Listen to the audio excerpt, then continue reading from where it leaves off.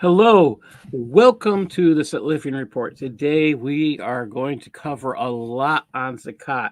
And if you happen to be from a farming community and want to share with us some of this, your thoughts on this, please do go up to the top. I didn't pin things to the top, but there is a comment in there to join the stream. And if you're willing to join us, please do. Today, there's a lot in here today that we're going to cover, and I think we have maybe two more sessions on Zakat at the most. It's interesting to see how much longer this section on prayer was than anything else we've covered. Um, it says something about Islam's priorities. Is it prayer, or is that actually something else? Is that a method of control? That's something we'll have to think about down the road. Um, I do want to talk about. Uh, I do want to get into the importance of remaining true to your mission, and for me, that is every week we start with a reading from God's Word. And today I've been going through Second Kings, and we're going to read from chapter 9, verses 1 to 10. And Elisha the prophet called one of the children of the prophets and said unto him, Gird up your loins, and take this box of oil in your hand, and go to Ramoth Gilead. And when you get there, look for Jehu, the son of Jehoshaphat, the son of Nimshi, and go in and make him arise from among his brethren, and carry him to an inner chamber. Then take the box of oil and pour it on his head, and say, Thus says the Lord, I have anointed you king over Israel. Then open the door and flee, and tarry not. So the young man, even the young man the prophet, went to Ramoth Gilead, and when he came, and behold, the captains of the host were sitting, and he said, I have an errand for you, O captain. And Jehu said, Unto which of all of us? And he said, To you, O captain. And he arose and went into the house, and the young man poured oil on his head and said unto him, Thus says the Lord God of Israel, I have anointed you king over the people of the Lord, even over Israel. And you shall smite the house of Ahab your master, that I may avenge the blood of my servants, the prophets, and the blood of all the servants of the Lord at the hand of Jezebel. For the whole house of Ahab shall perish, and I will cut off from Ahab him that pisses against the wall, and him that is shut up and left in Israel. And I will make the house of Ahab like the house of Jeroboam, the son of Nebat, and like the house of Baasha, the son of Ahijah. And the dog shall eat Jezebel in the portion of Jezreel, and there shall be none to bury her. And he opened the door and fled.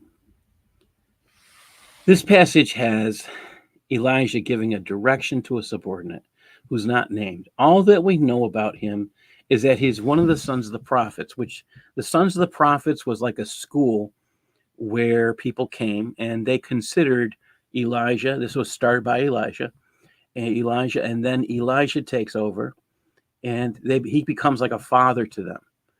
So he's one of those kids, probably 20, 30 something. I don't have a clue as to how old he is, that he's significant enough that Elijah sends him on this journey. All he does is give him a few simple directions. Go here, do this, say this. This son of a prophet does what he was asked, and because he's obedient, finds himself used to anoint a new king and speak prophecy over his life. Some may ask, why didn't Elijah do this? Well, Elisha was an old man. It's a long journey and required a much younger man in his prime to be able to run the moment his words were said. When this young man was picked for this task, he likely had no idea how important a task he was being assigned. He likely had no idea that he would be anointing a new king when there was a king. But there had to be a great joy in his heart when he heard that God was ending the house of Ahab and Jezebel. I want you to think about that. God has a task for each of us. Sometimes we don't want to obey, but still do. It is the obedience to God that reaps rewards beyond our imagination. This nameless young man did all that he was asked, and his name is not even recorded, but his actions and words were. Do we need our legacy to carry our name, or is it more important that our actions and words stand? Think about that. I'm, I start looking at some of what I do, and I wonder sometimes, am I just putting my name on something? Is that my goal there? To put the name out? And the answer is no. What do I want? What are my goals? And I start thinking about that with the mission being for what the Sutliffian Report is about and what I'm doing. I had started this whole journey as putting out the news. And that's why it's called the Sutliffian Report, and it has news on the logo. Well, we're going to be getting into some of the news later. So I'm not totally walking away from the news, but my big thing has always been Christian apologetics and how do we address what's happening. And now we're on part 43, of part 43 of critical thinking versus sharia, and we're talking about zakat. How does Christian apologetics play into that? Well, we're asking the questions that Muslims fear asking. That's the thing I think is humorous. They're not allowed to ask questions. We'll ask them for them. And as a result, it is my sincere prayer, and I believe it's Sharon's and many others, that our asking these questions for them gives them an opportunity to say, hey, that doesn't necessarily make sense. Maybe I should leave Islam. That's the goal. That's the hope. That's the great joy if that's what happens. I'm more than excited when I think about that. And that is the great thing we hope for. I'm going to get into this, and you're going to be surprised. Now, I have more books on Sharia than just Reliance of the Traveler, and I didn't realize how much I had until I started doing my research this week, and I discover one of my other books is cited in the material that I was doing research on. Oh, I didn't expect that. Hey, Damian, thank you for joining us. And thank you, Elizabeth, for being here. And Larry, thank you. And I thought I told that already. Okay, let's get into this. And here, push your mouse in the right spot. It helps, right? Okay. I did want to share, this was me in 2015. This is my second book. And yes, that is James O'Keefe of Project Veritas back then. I was at CPAC, and that is where I met a candidate for President Trump back then. And I gave him a copy of that book, Civilization, Jihad, and the Myth of Modern Islam, and I thoroughly believe he read it and as a result did certain things. I hope that that's exactly what happened. All right. I wanted to show you this to start out with. And I have someone working on a translation for me. I tried Google Translate.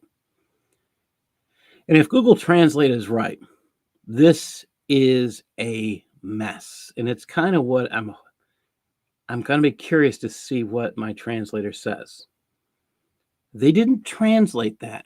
And if that is because this is such a mess, it actually, I'll come out and say it doesn't make sense.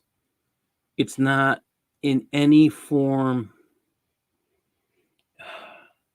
It's not logical in sequence. It's not logical in form. That's my best way to put it. So this would be the next thing we read. And I honestly want a more accurate translation. So I am asking someone I know who knows Arabic to take a look at this. And if he's good, I'm going to check with Usama, see how good he is. And then I'm going to have a local person who can translate for me, which would be great. All right. Here's the thing I want to get into. That passage is about zakat on camels. There's a problem here. When I start looking at zakat on camels, it doesn't make any sense. So I went into Islam Q&A. Well, Islam Q&A, which made me laugh, is citing this book that I had. All right. Al-Hidayah. To say that I actually had this was a gift from somebody. Sometimes you get nice gifts from people that they're done using their library and they want to pass it on. That's what I lucked out on. They cite this book as an answer, so I'm just kind of excited. The question reads, my in-laws have a history of herding livestock in Arabia, camels included. Could you please outline the Shafi school's position on the zakat of camels? Also with charts and tables. If that's too much to ask, think about this. All right. Sounds like a simple question.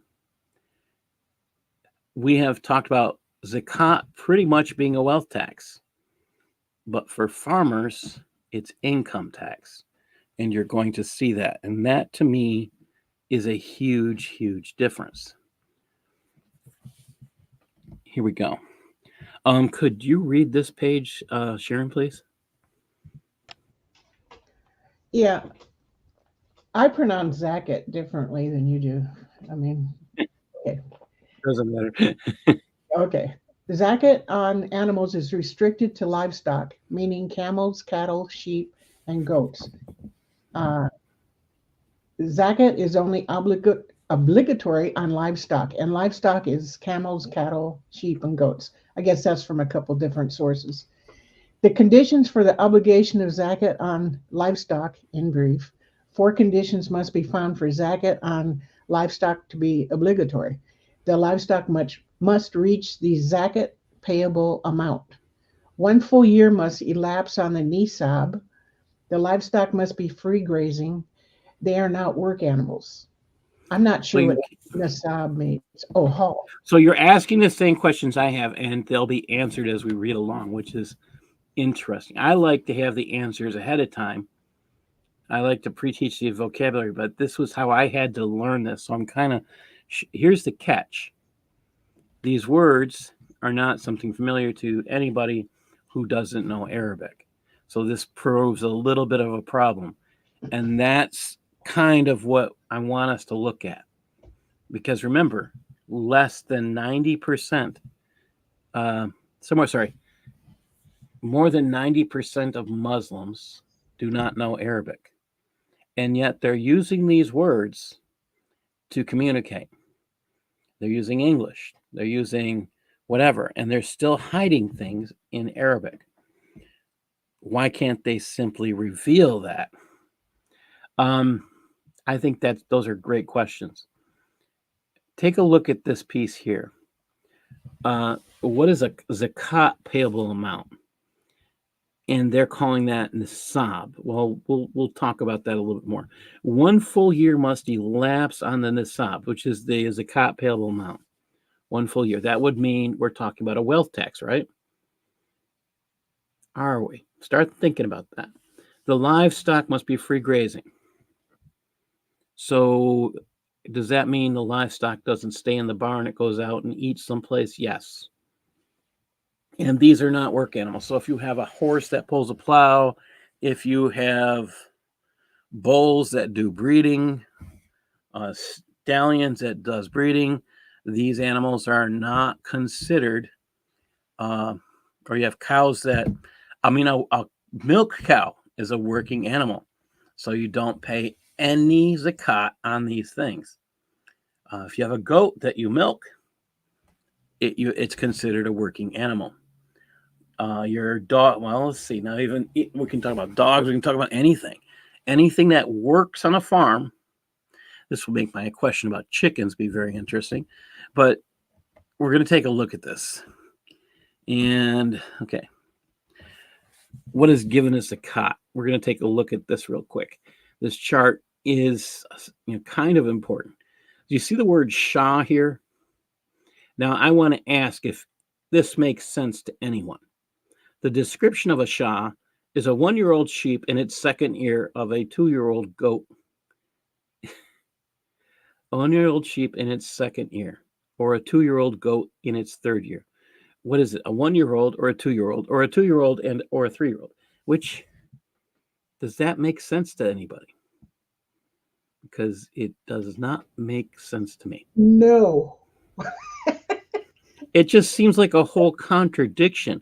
I mean, even reading down, a 1-year she camel in its second year. Is it a 1-year-old or a second year? Okay. A 2-year-old male camel in its third year. So I kind of understand this at this point after having read through this about 25 times at least. So let's say you have a camel, it's a year old, and it gives birth. So they would consider this camel or the sheep to be in its, so it would be like if it's a 1-year-old sheep, it would be the second year of Zakat because the mother was in its second year. So it's this mix of things that kind of contradicts itself. It makes it very, very difficult to understand. It's almost like they don't know how to add and subtract when you think about this. But I think they're purposely or unknowingly making things difficult. This got me confused. Again, this is Sharia. I am not making this crap up. I got it from Islam Q&A. It is hard to understand. Okay. Now I want to show you where I'm at. So this is okay. And let me see if I need to grow that up too. And let me do a few things here. Collapse the ribbon, and I'll grow this bigger so everybody can see it. And can everybody see that better? Okay. And there's the 4 conditions. That's that. No matter how many times I look at this, it doesn't make sense. A 1-year-old she camel in its second year. Is it 1 year or second year? Okay, so here we go. This is where things start to make some sense. What is meant by Shah is a sheep or goat. It is valid to choose either of the two. According to the soundest view, it is valid to give a male or female since the name Shah can apply to both. This is as Bafadi mentioned in whatever, where it says a female or male yearling sheep or a female or male 2-year-old goat. Okay, come back up here. 1-year-old sheep in its second year. Okay, I think they're purposely trying to make non-Arabic speakers confused because that's very clear. Female or male 2-year-old goat. Up here, 1-year-old sheep in his second year, a 2-year-old goat in his third year. That's really confusing to read. Why did they do this? I have significant questions.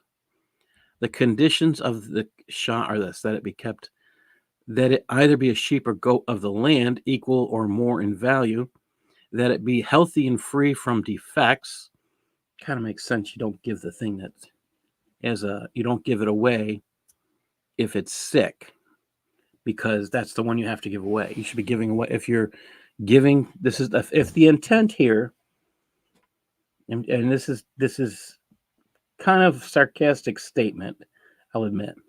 If the intent here is to give back to Allah by doing zakat, then their idea of God, would you give him a defect or would you give him your best?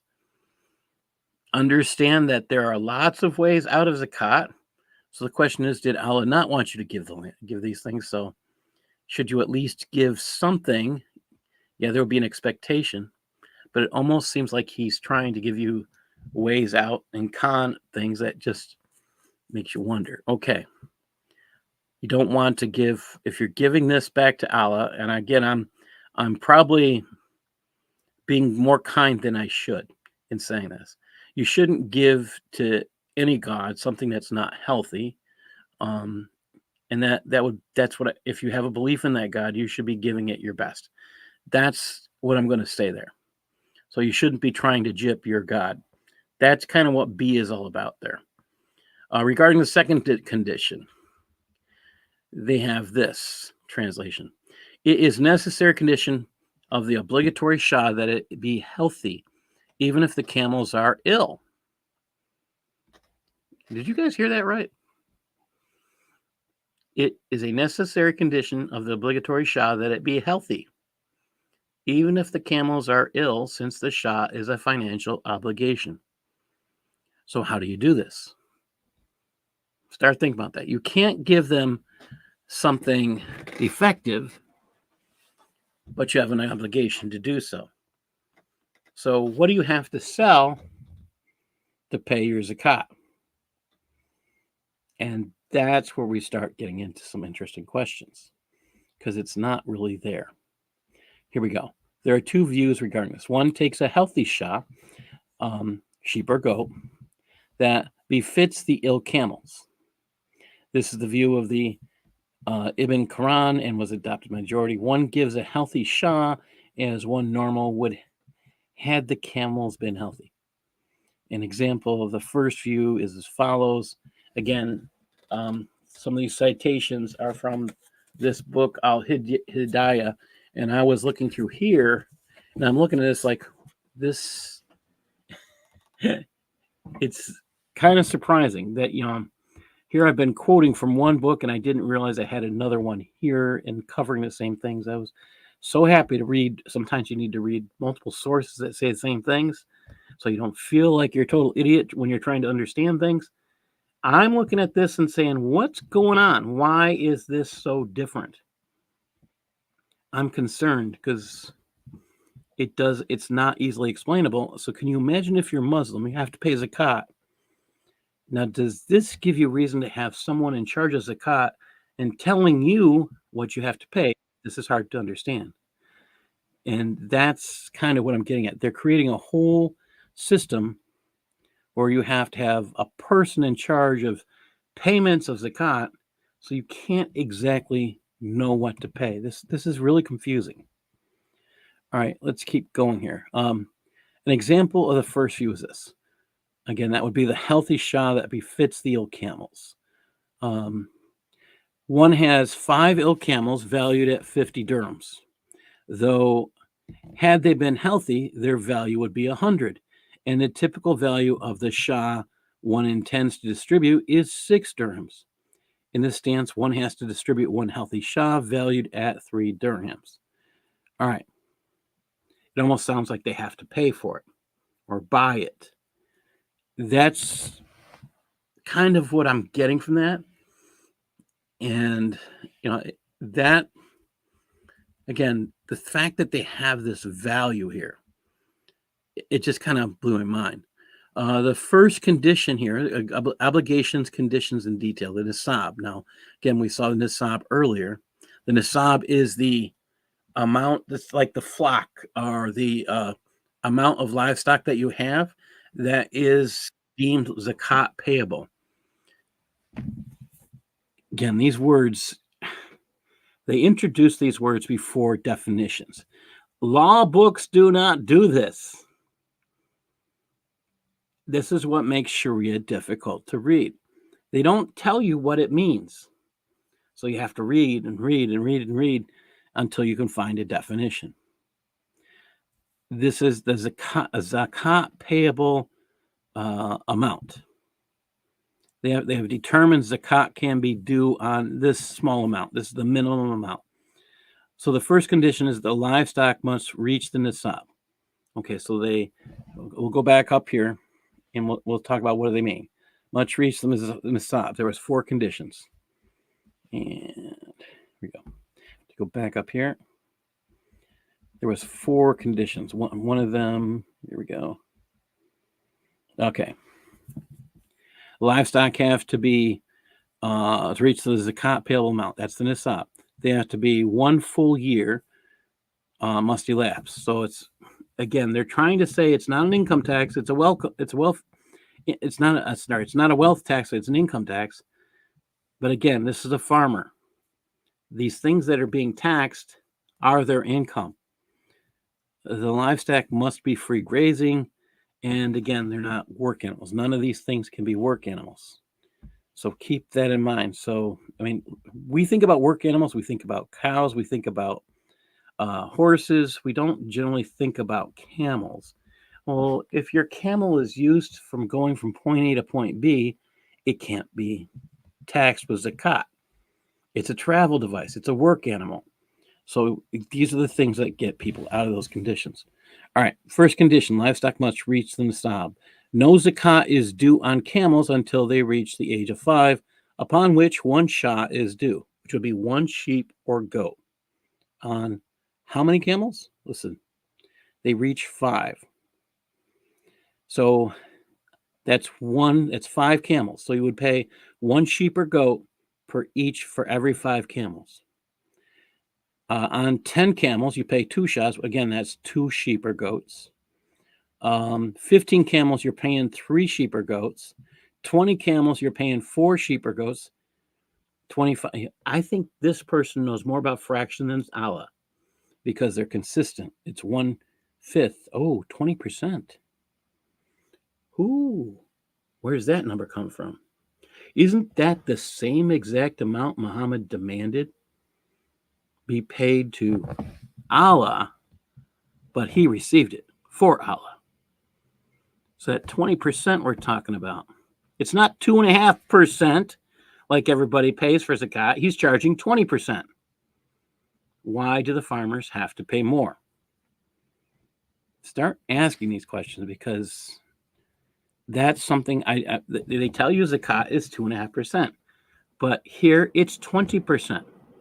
Oh, could it be that Allah doesn't know percentages and he thinks 2.5% is 20%? It's entirely possible. No one said Allah was good at math, but it's, you can see this. It's here. Again, on 61 camels, one jaza, it gives the other ones, and those are, they're talking about from up here. Those are the other words that are up here. Pull that back up. That's what they're talking about. Bint Makad, 1 year she camel in its second year. Ibn Laboon, 2-year-old camel. Again, don't ask me to explain this part where 1-year-old she camel in a second year. How can you have that? And the only thing I can think about is if the year she was born, the mother was she's a year ahead, the year that they start calling her for zakat. So that's the closest I can get. And I think it's a major mistake in zakat figuring, or maybe it's just Allah doesn't understand math. I'm not sure which. But this is the thing that creates lawyers. It creates accountants because it's too hard to understand.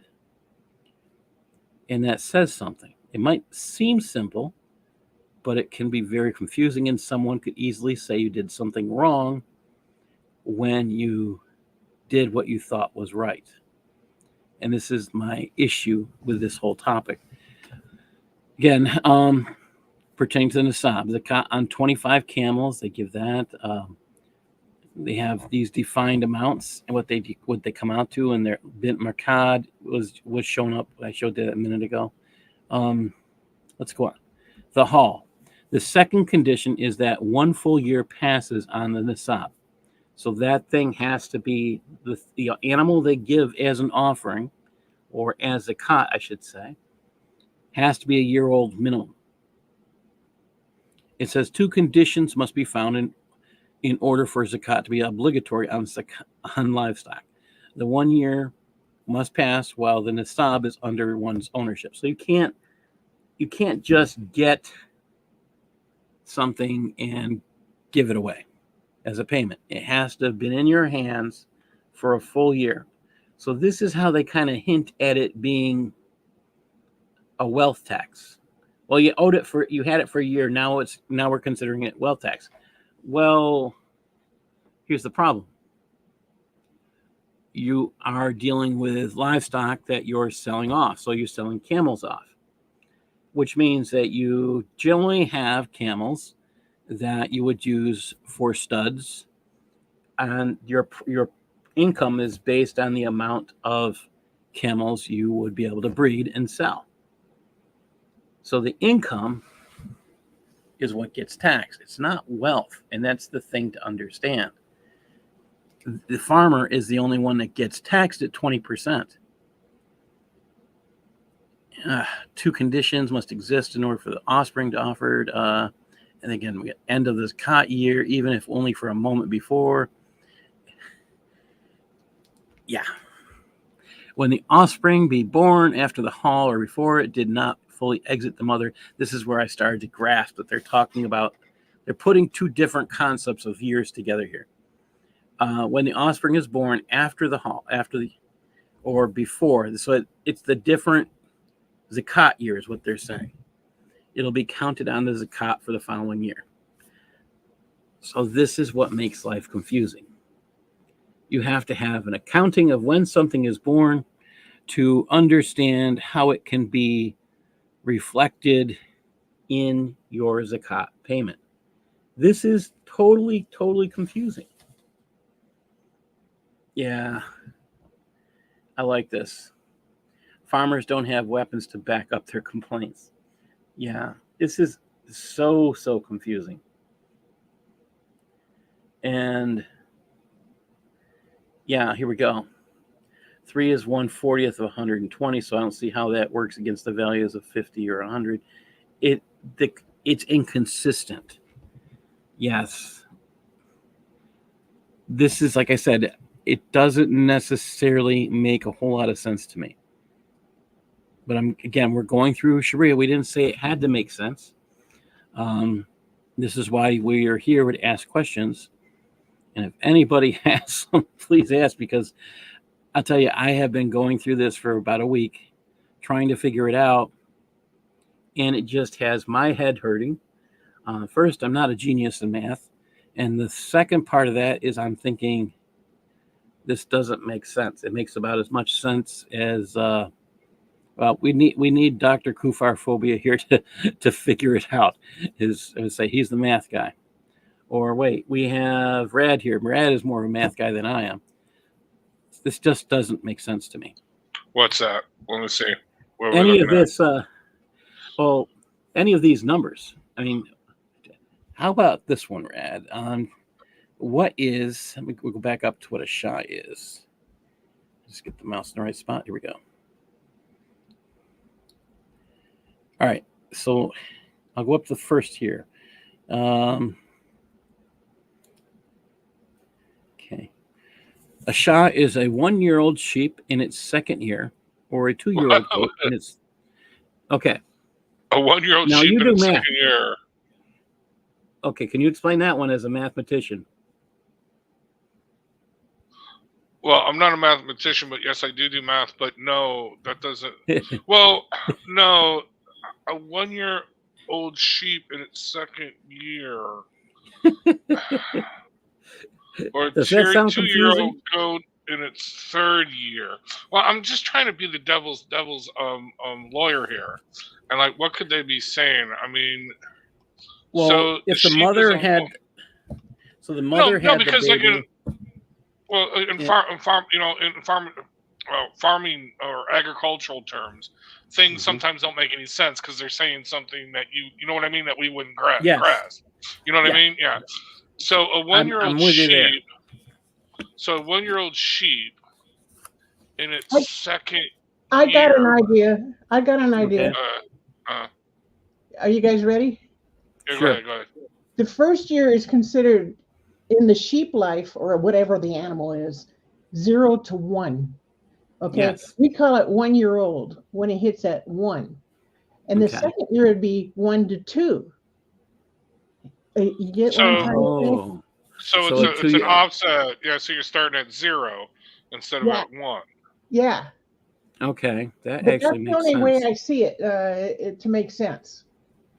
Okay, that makes more sense than that. So you're, in order to be a Shah, it must be in its second year of life.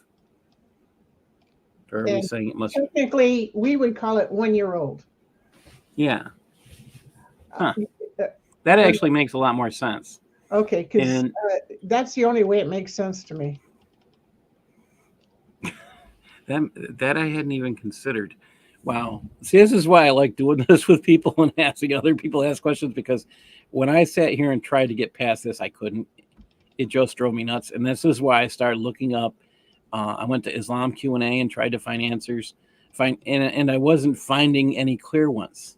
They're all saying the same thing. Okay, here we go. Okay, take a look. 5 ill camels valued at 50 dirhams. Though they've been healthy, their value would have been 100. Okay, and that would require 1 shot, all right, which would be equivalent of 6 dirhams. In this instance, because there's only 50 camels, 50 dirhams value, they have 1 healthy shah valued at value of shah 1 to 10 is 6 dirhams. Okay, 3 dirhams. It's just kind of, that doesn't make sense to me. Again, some of these are just. How about these fractions here, Brad? On Zakat camels, you pay 1 bint makad. Okay, 1 bint makad. I'm going to go back up.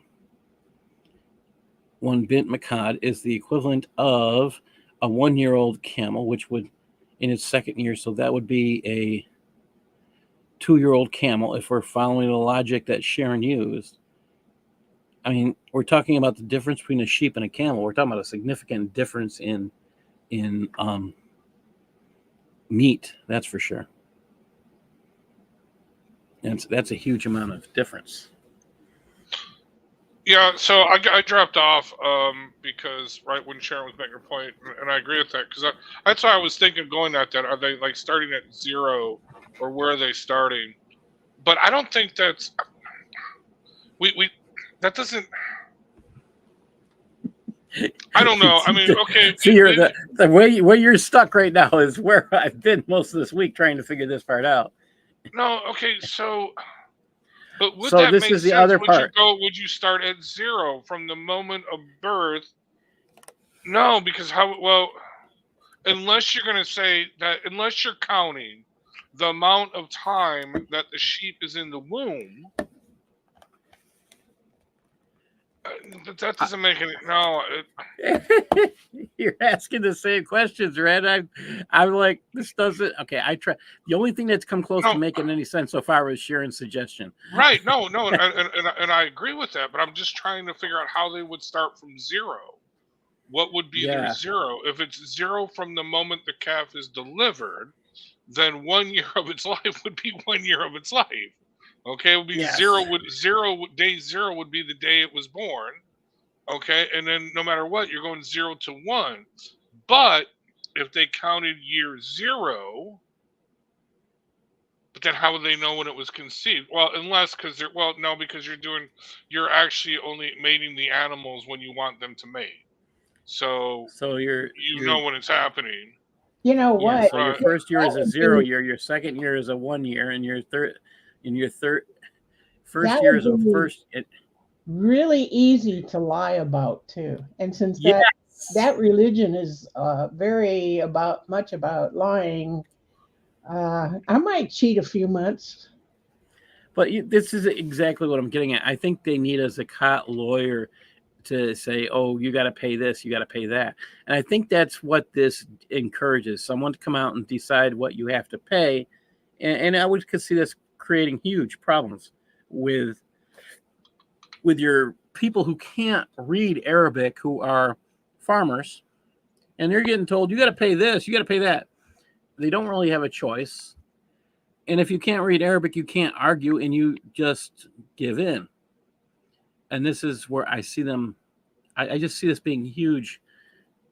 This response is, I mean, this is huge. When you look at the size of this, to one guy's writing to a farmer, he's responding to a farmer.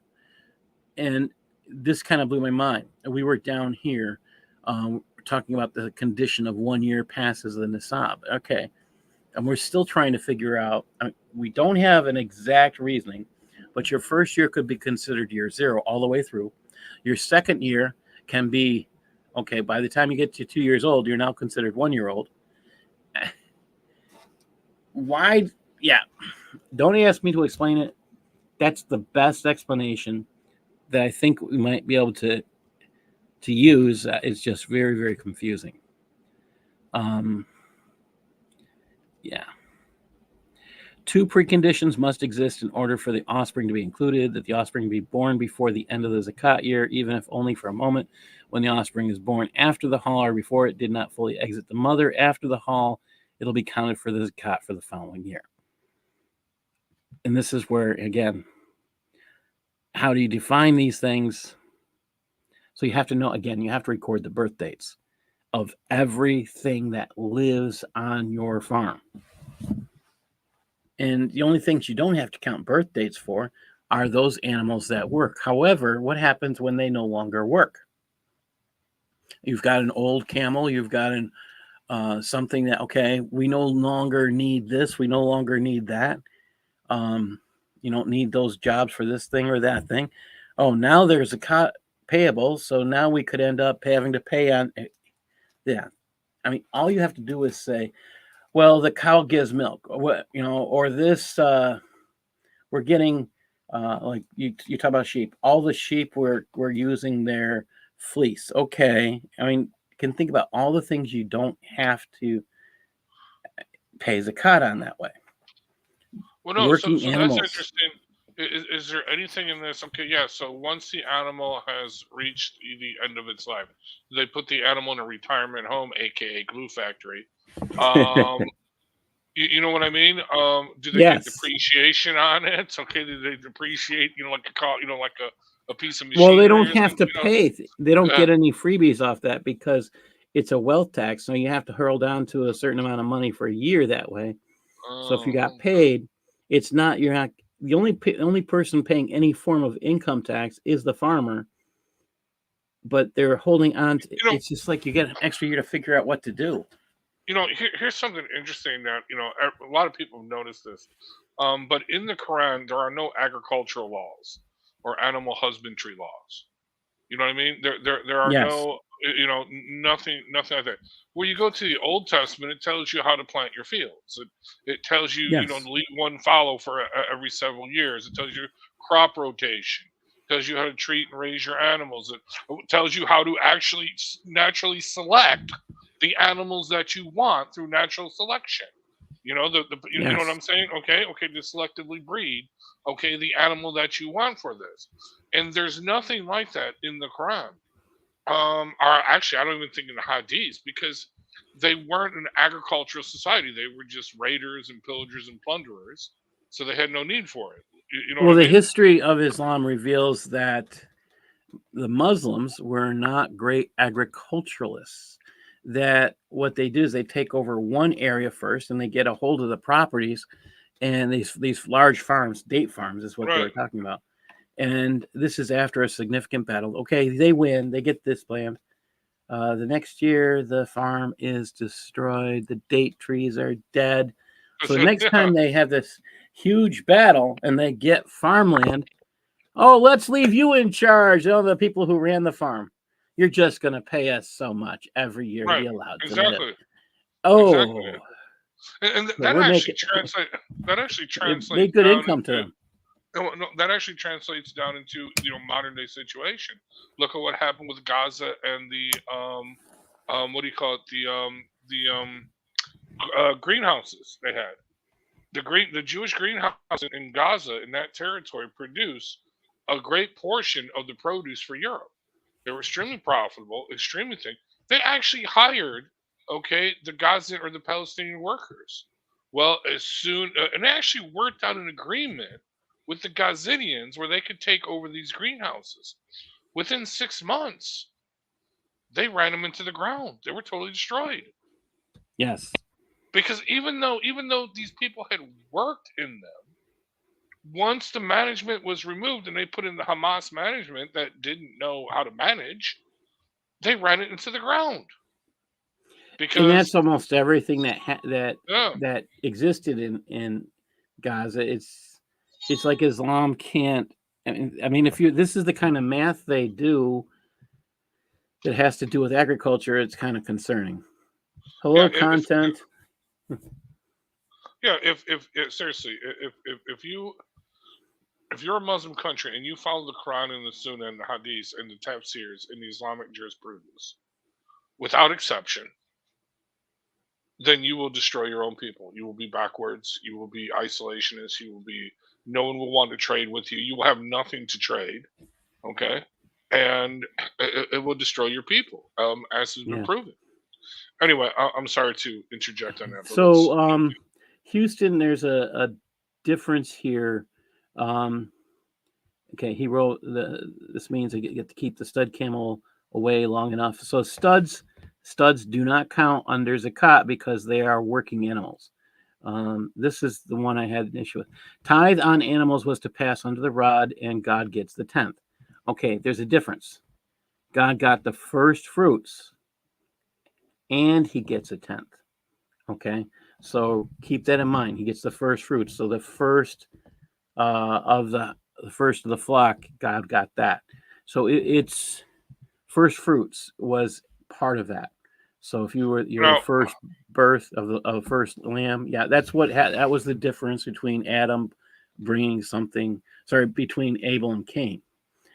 I'm not sure that that's exact. I mean, it says they both brought the first fruits, and it was the intent of the heart. But that's another thing. First fruits, animal handled this way. Yes, that is true also. Yes. If I could just interject something on this, okay, this is very important, actually. Okay, so first of all, at the temple, there's a great book. Temple Practices. Yes. Yeah, have you read? Oh no, it's great. No, it details. Okay, from actually, like it says in Hebrews, from as soon as first dawn's light, blood was flowing in that temple. Okay, and everything is cleansed by blood, and it goes over in great detail. Okay, of how they would sacrifice and how they would do this. Now, let's put this into a realistic perspective. The first fruits of the temple, yes, a lot of the meat was burnt up till it was useless, but the rest of the animal was carved up, and either the high priests that were performing temple duty, they got the cut. Okay, that was their food, or honestly, it was sold off. It was actually that's why Jewish butchers are the most highest perceived butchers in the world, because they're Levites. Okay, this is no, seriously, I don't mean but it is. Yes, but yeah, anyway. And this is the other question that we need to point out. At no time have we talked yet about who receives zakat. We haven't even covered that. This is just the collection. So keep thinking about that. Who is receiving these? We're talking about animals being given. We're not talking about sacrifices. One more point I wanted to finish up on the sacrifice and the shedding of blood. Everything. I mean, if you brought a grain offering, the grain offering is put on the blood, put on the meat of the altar that's being cooked up and burnt up. Everything was cleansed by blood. And this is the point throughout the entire Old Testament. The remission of sins, any sin, can only be achieved by the shedding of blood, for it has been given to you as an atonement for your sins. And that is the key point. And that is what Islam does not have. That is what is desperately missing. There is no atonement for sins. But anyway, I'm sorry. I'll keep on. I think this is part of what we're talking about. And their concept is, I mean, they want to give money. They say it's a 2.5%, and yet they're charging much more. This is, again, I spent a lot of time looking this stuff up. I know this is just one answer from one source, but I mean, I've gone through 3 different books on Sharia, and none of it really makes a lot of sense, which to me is frustrating. I won't say that Sharia has made a lot of sense, but it's easier to understand than this stuff so far. It hasn't necessarily made sense, but it was easy to understand. Let's get back to this part. Livestock are considered free grazing, and they are considered stall fed. The sounder of the two views is that they are free grazing means that zakat would indeed be obligatory. Okay, so if something's fed in the stall, okay, so now you have the guy who's coming around to collect zakat, and your free grazing livestock are now in a stall being fed. The guy who is collecting zakat now sees your livestock being grain fed. Is that deception? I mean, is that what they're telling people to do? I mean, So that's what it kind of says to me. So wait, you bring them up for the finishing to be grain fed, and then you don't have to pay zakat, or only when they're out free ranging you have to pay zakat. Well, if these animals free graze, you're supposed to charge zakat. They're supposed to pay a zakat on them. But if they are being stall fed, I mean, I'm not a farmer. I'm sitting here reading this, and I'm thinking, that's my way out. Everybody, whenever the guy who charges me zakat, tells me what I have to pay, comes, and as long as they're inside the barn eating that day, that's a good thing. I don't have to pay as much, is what I would be thinking. Wow. Yes, so and that's wait. what Houston said. Grain feed them only on the day the tax guy shows up. That's right, exactly what I'm thinking. Or Houston, you could time your finishing, okay, to the time where the day zakat comes up. So you want to feed them on grain to fatten them up, okay, to get them really nice and juicy. Well, they probably didn't know that back then. But anyway, but yeah, no, that makes no sense. That's so all you got to do is just bring them into the stalls and feed them grain, saying they're grain fed. Wow, there's your tax. Wow, this tax evasion. I mean, it's in Zakat. It's in Sharia. I didn't make this up, and this is a legal opinion from Islam Q&A. Again, if the livestock are stall fed for most of the zakat year,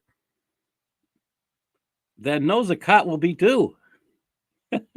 If they are stall fed for less than that, one must consider when they are stall fed for a duration in which they could have survived without incurring a manifest harm. Wait a minute. So what you're saying is you don't have an answer for, as long as they, I mean, this is like, please lie. That's what it's telling you. No, so here's the deduction. Well, look at this. Okay. If they are stall fed for less than one must consider when they are stall fed for a duration in which they could have survived without incurring a manifest harm had they not been stall fed, then zakat will be due. Otherwise, it will not. So, in other words, if you're feeding them out in the field because you don't got a stall, and it could cause them harm because there are storms and there's flood, there is cold, there is tornadoes and hail and all kinds of stuff. So as long as you got a good excuse, you're fine. Exactly. My animals were suffering out in the wilderness in the back 40 when we was feeding them. You know what I mean? Yeah, it's exactly what we're getting at. Now, this next paragraph, we're getting back into Sharia. The Sharia from the Reliance of the Traveler.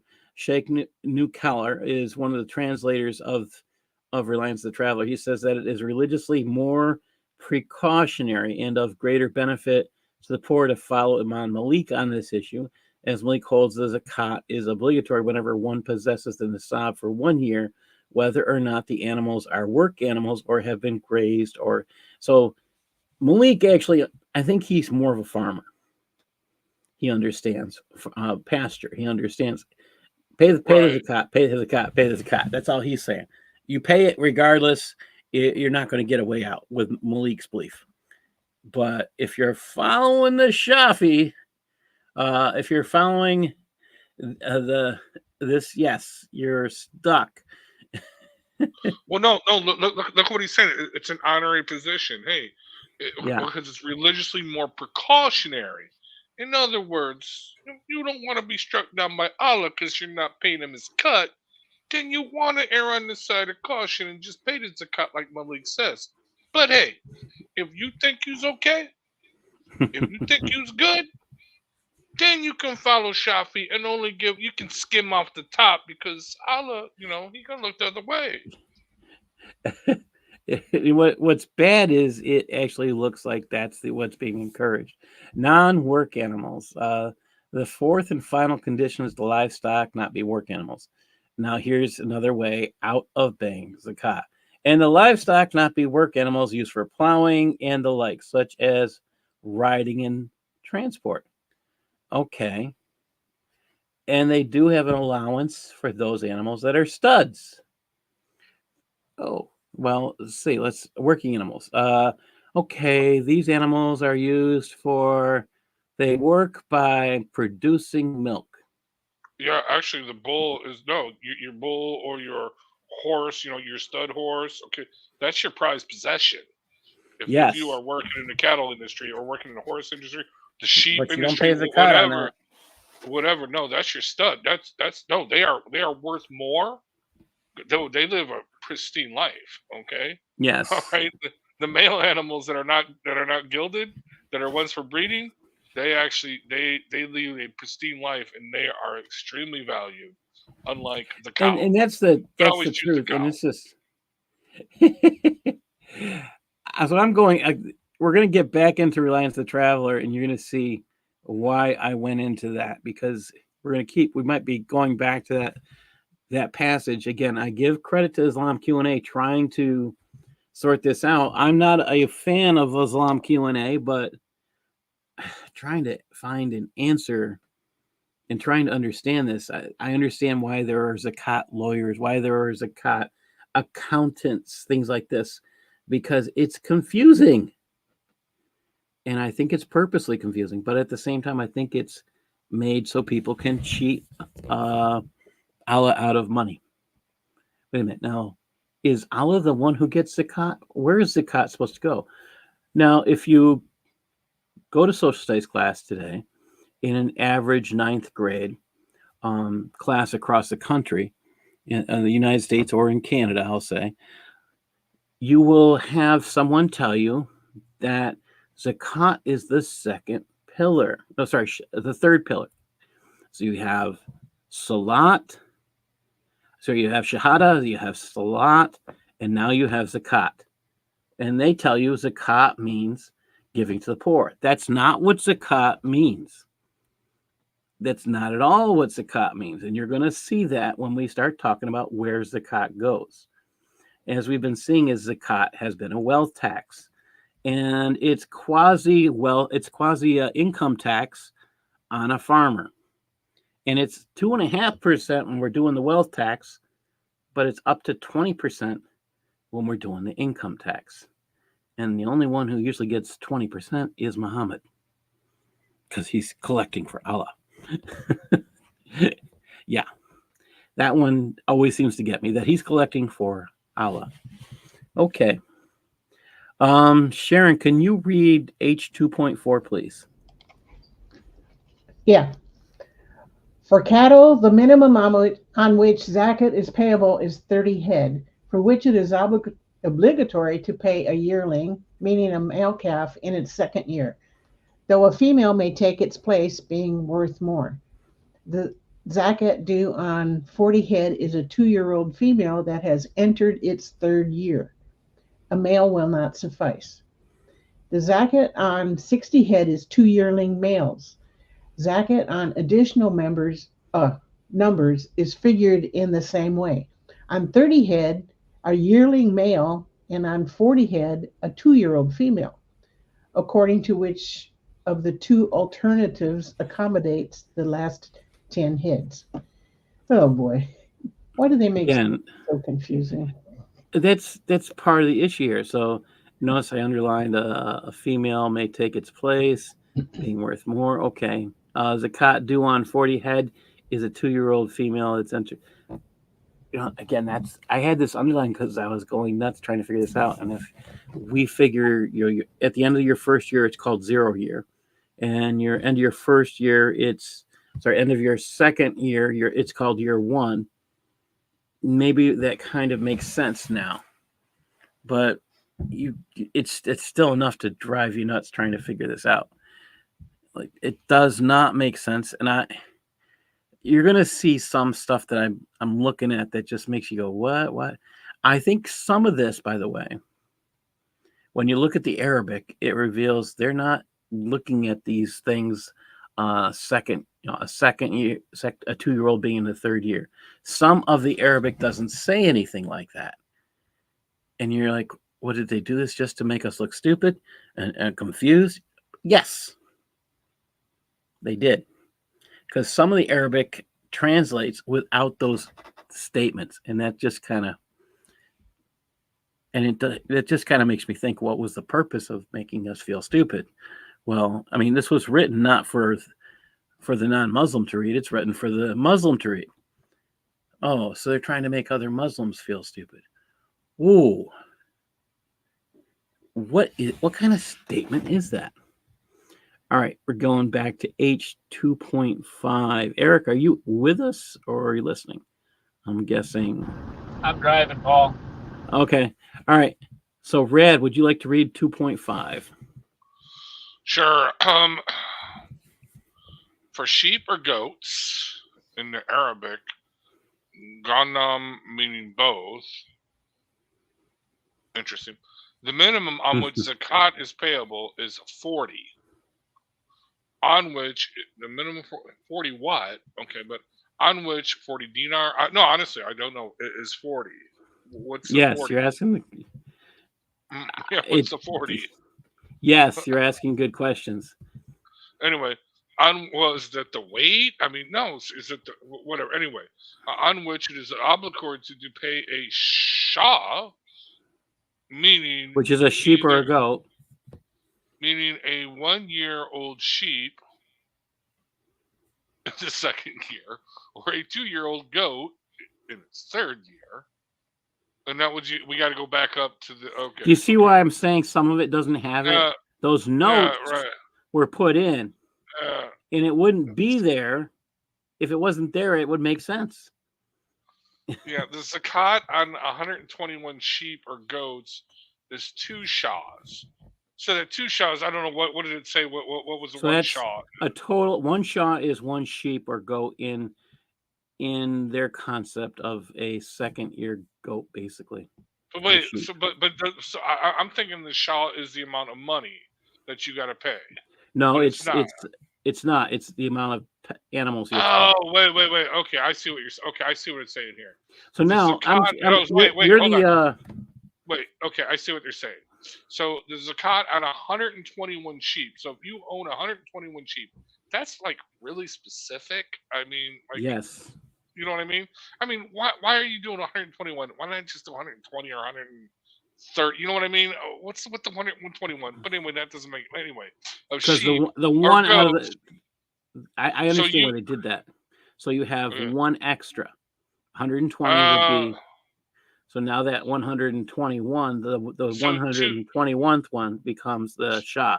Right, okay, I see. So actually, you would have 2, so you're down to 119. So yeah. So you're raising your wow. Okay, that's interesting. Okay, so you're sacrificing 1 sheep. Who gets the sheep? Are you sacrificing it to? I guess you're giving it with to 121. You're sacrificing 2, so you're down to 119.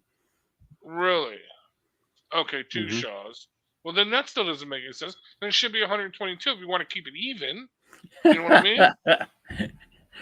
I mean, no, that's really... I think it's their love of odd numbers is what it is. Yeah, no, that's right. No, that's right. They don't like even numbers, right? Is that what I forgot? That's it's one of the things I never understand. But there's a love of odd numbers in Islam. Which is opposite to everyone. I want you to think about this. Fraction-wise, 2 into 121.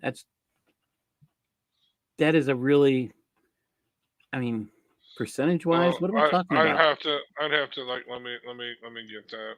Hold on. I'm betting it's not 2.5%. 121. That's 0.01. That's 0.01. No, it's 10%. No, 0.01 would be that's 1%. Oh, well, you're right. 0.1 would be, yeah. That's 1%. 0.00. Yeah, 1%. That's right. Yeah, so that's 1%. So zakat 120. Wait, it was a 0.00 or is it a point? No, it's point. I'm sorry. Yeah, I read it wrong. It's 0.01. So you're right. Okay, so that's 1%. Yeah. Wow. 1%. So the farmer here is paying less than 1% of a sheep and goat herder pays 1% on zakat. Okay. Well, the zakat on 201 sheep or goats is 3 on 4. Oh, what now? All of a sudden we got an even number? It's 4. Oh, wow, that's interesting. Okay. And for every additional 100, now we're in the Zakat is 1 Shah. Wait, see, how were Because you they have coming up with these numbers? 400 sheep. Yeah, Look 400 how sheep. arbitrary it goes. Look at how arbitrary it goes. So it starts with 121, and really odd number.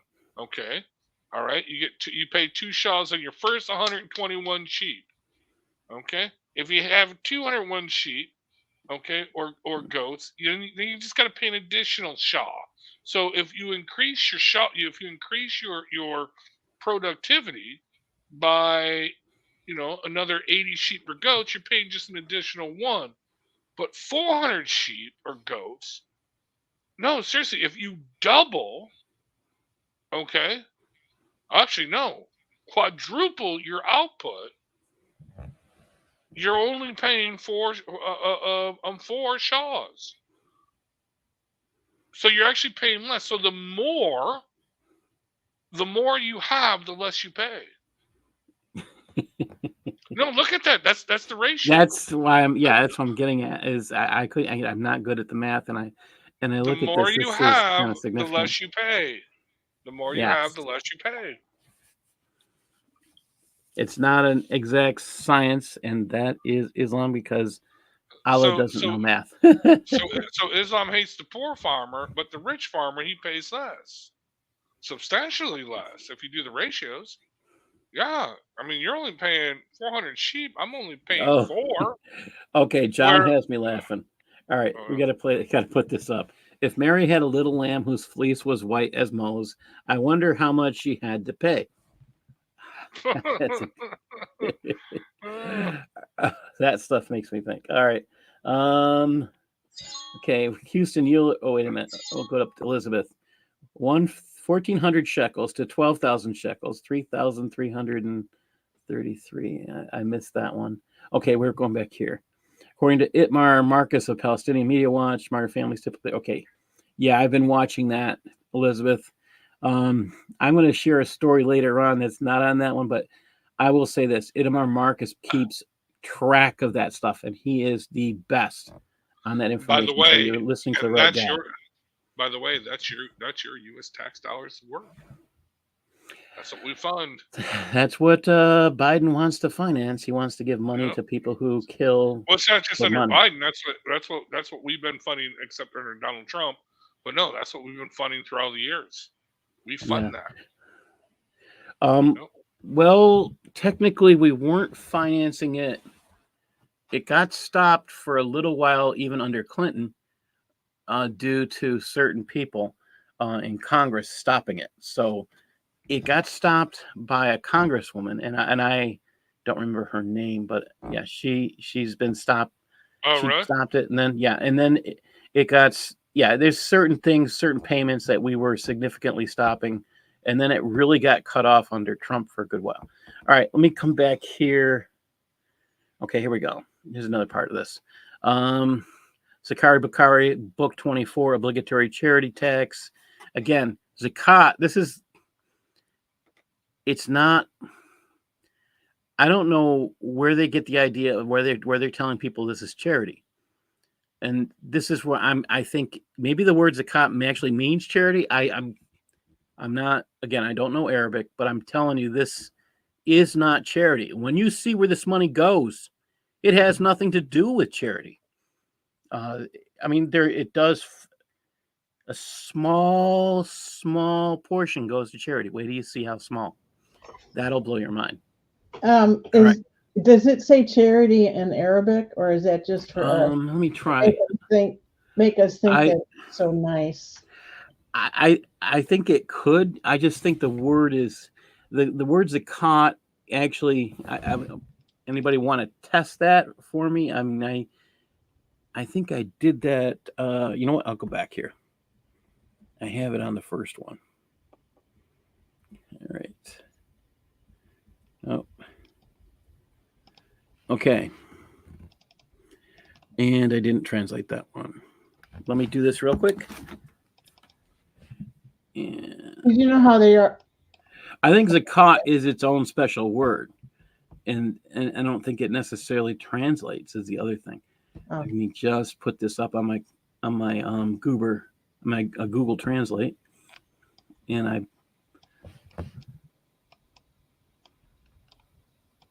it just says the addressee must pay zakat. Who must pay zakat? It doesn't translate zakat into charity, which I find of interest. Yeah, it doesn't surprise me. It's you know how they are. Mm-hmm. It's okay. Yes. Okay, real quick, going back to that whole sheep Shaw thing. Okay. Yes. If they were to stick to the original form of 121 sheep, you pay 2 Shaws. By the time you got to 400 sheep, you would have to be paying 6 Shaws, 6 to 7 Shaws, because you pay 6 Shaws at 121 times 3. Hold on, I got the math here. Hold on. Okay, hold on. 121 times 3 is 363. So if you were consistent, okay, with 2 Shaws for every 121 sheep you had, you would be paying 6 Shaws. Okay? All right? Because 3 times 2 is 6, right? But because it's 400 sheep, okay, maybe a Shaw and a half, I don't know, okay?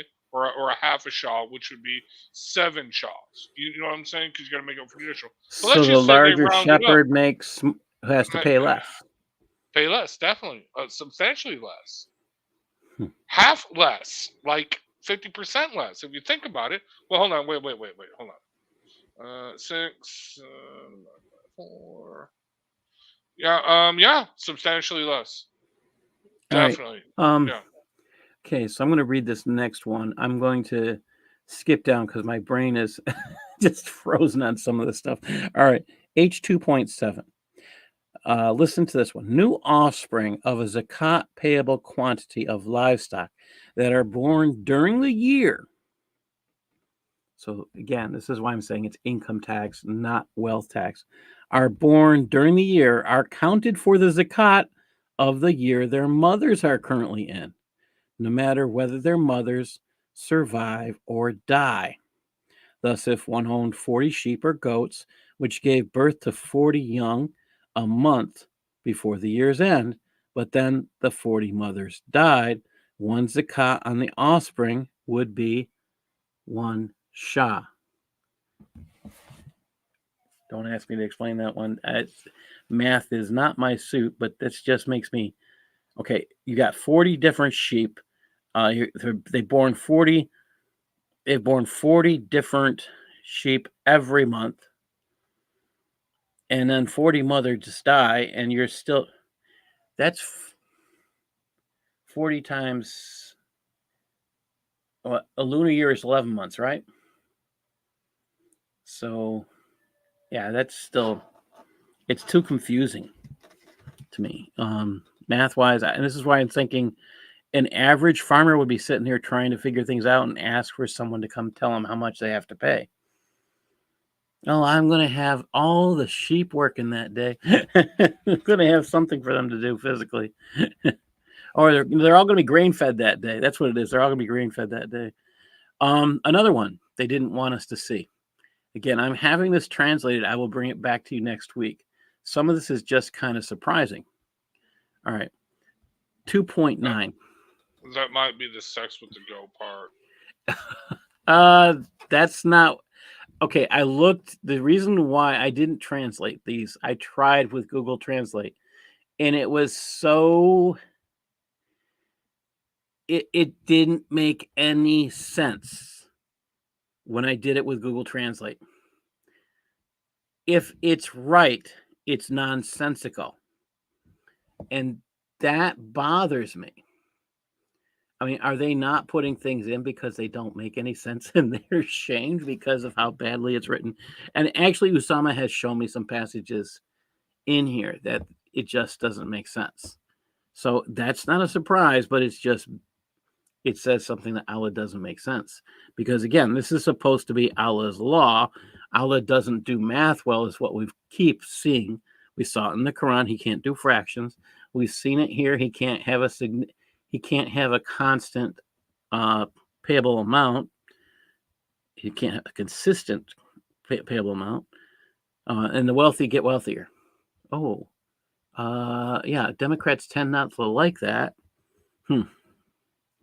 H2.9, if a group of livestock are all female or are both male and female, then only a female animal may be paid as zakat, except as mentioned above. For 30 cattle, when a yearling male is acceptable. Then we have H2.10, if a group of livestock are all male, then a male animal may be paid as zakat. Now, I was looking at the large amount of Arabic here, and I'm going to go back again. I didn't have translation time, but I'm looking at this piece. See how much more Arabic there is than words over here? That has me wondering, what were they hiding? And you'll see this amount, this little thing here. That's usually a parenthesis or a comment, and there's nothing here.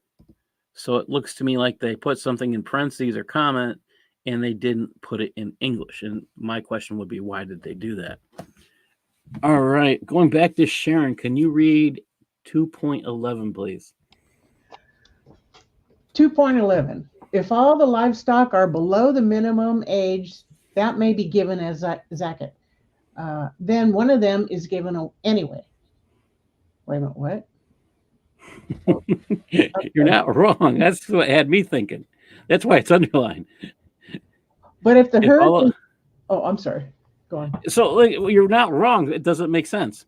No. If they're below the minimum age that must be given as a zakat, then one of them must be given. Wait a minute. You told us that you don't pay zakat on this, but you do.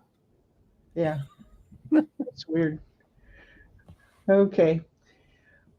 But if the herd is mixed, with only some of them underage, then only an animal of the acceptable age may be paid. Okay, well that kind of makes sense. Okay. Yeah. But if it's entirely young, okay, you bought a flock, or you bought a certain amount of cattle. It's you're starting your business, and now you have to pay a wealth tax on the business because you're starting out. But you were told that you wouldn't have to pay it if you bought them at a certain age, but now you have to because they get you coming and going is what it sounds like the IRS. All right. Can you read 2.12, Sharon? Yeah. Oh boy. If the animals of the herd are defective, an animal is taken which is of the average defectiveness of the group. Defective meaning with defects that permit return for refund when sold as merchandise. So you give God something that's returnable. Okay. I want my deposit. Let me give them the recyclable. Okay. Maybe I should be laughing, but that just does not make sense.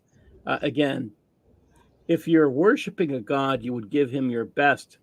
I get what they're saying is that something's defective, but you're going to give God something defective? Again, even if that's all you have, really, you think God wants something defective? Well, it's quite a statement. I see their God as that 7th century greedy guy they call the messenger or prophet. Yes. So, it's exactly what it is. It's greed. This is a statement of greed. Yeah. That's one of the 7 deadly sins. Okay. Should I go on? Yeah, go ahead and read the last one there. If the herd is composite, such as sheep and goats, then either kind may be paid as zakat, though the value of the animal must be hold on, can I start that over again? Yeah. Then either kind may be paid as zakat, though the value of the animal given must correspond to the average value of the members of the herd. Okay, well that kind of makes sense. Okay, we're kind of, the herd is composite, such as sheep and goats. Either kind might be paid as Zakat of the value of the animal given must. Okay, that somewhat makes sense, which is weird. The fact that it actually somewhat makes sense after you're told one thing, then you're told another thing. Okay, it's nice to have something make sense. the math hasn't made sense. Rad is far better in math than I will ever be. So I didn't pick up that the cost was going down in Zakat. We're now down to 1%. Oh, you great farmer who shepherd you that you have a larger flock, you pay less. Oh, isn't that what they're screaming about Trump doing? He's paying less. Yet he paid over $1 million in tax in New York State. Ooh, gee, guess why he's no longer here? And they don't want him back. Too bad for them. All right. H 2.14. Eric, you're with us. Would you like to join us in reading 2.14? Yeah, sure. I was going to grab my book, but that's okay. The following are not taken as zakat unless the owner wishes to give them. 1, a pregnant female, because of its superiority. 2, one that has given birth because of the high yield of milk. Or 3, a stud. As for the insemination, the owner would suffer its loss. 4, a superior quality animal. Or 5, or one fattened for eating. So these are excuses not to pay zakat, or are these excuses on what not to pay as zakat? You just spoke of this earlier, not giving your first fruits to God, and this is exactly where you're keeping your first fruits and giving God your scraps. That's you look at a superior quality animal. That's when you sacrifice to God or you give it to the temple. That's what you did. You gave it your best, and you gave your best animal. Yes. And this is sick. Yeah. So they're keeping their best for themselves. Yeah. Oh, I am paying zakat on that one. That one's not going to make the mark. Okay, that's too good. Okay, we're going to give you the runt of the litter. We're going to, okay, it still qualifies for paying. All right, God doesn't need that much. All right, again, zakat, it's a wealth tax, but on the farmer, it's an income tax in many ways. I look at these are excuses not to give God his due. But again, Allah's not a God. I think he's really insignificant, and he's proving himself that he doesn't like first fruits. He doesn't like what should be given, and he thinks he's better for it. Well, I got bad news for you, Allah. Christians and Jews give 10%. Guess what? They give what? Think about that. That's a lot more than 2.5. Yeah. All right. Okay, Red, would you like to read 2.15?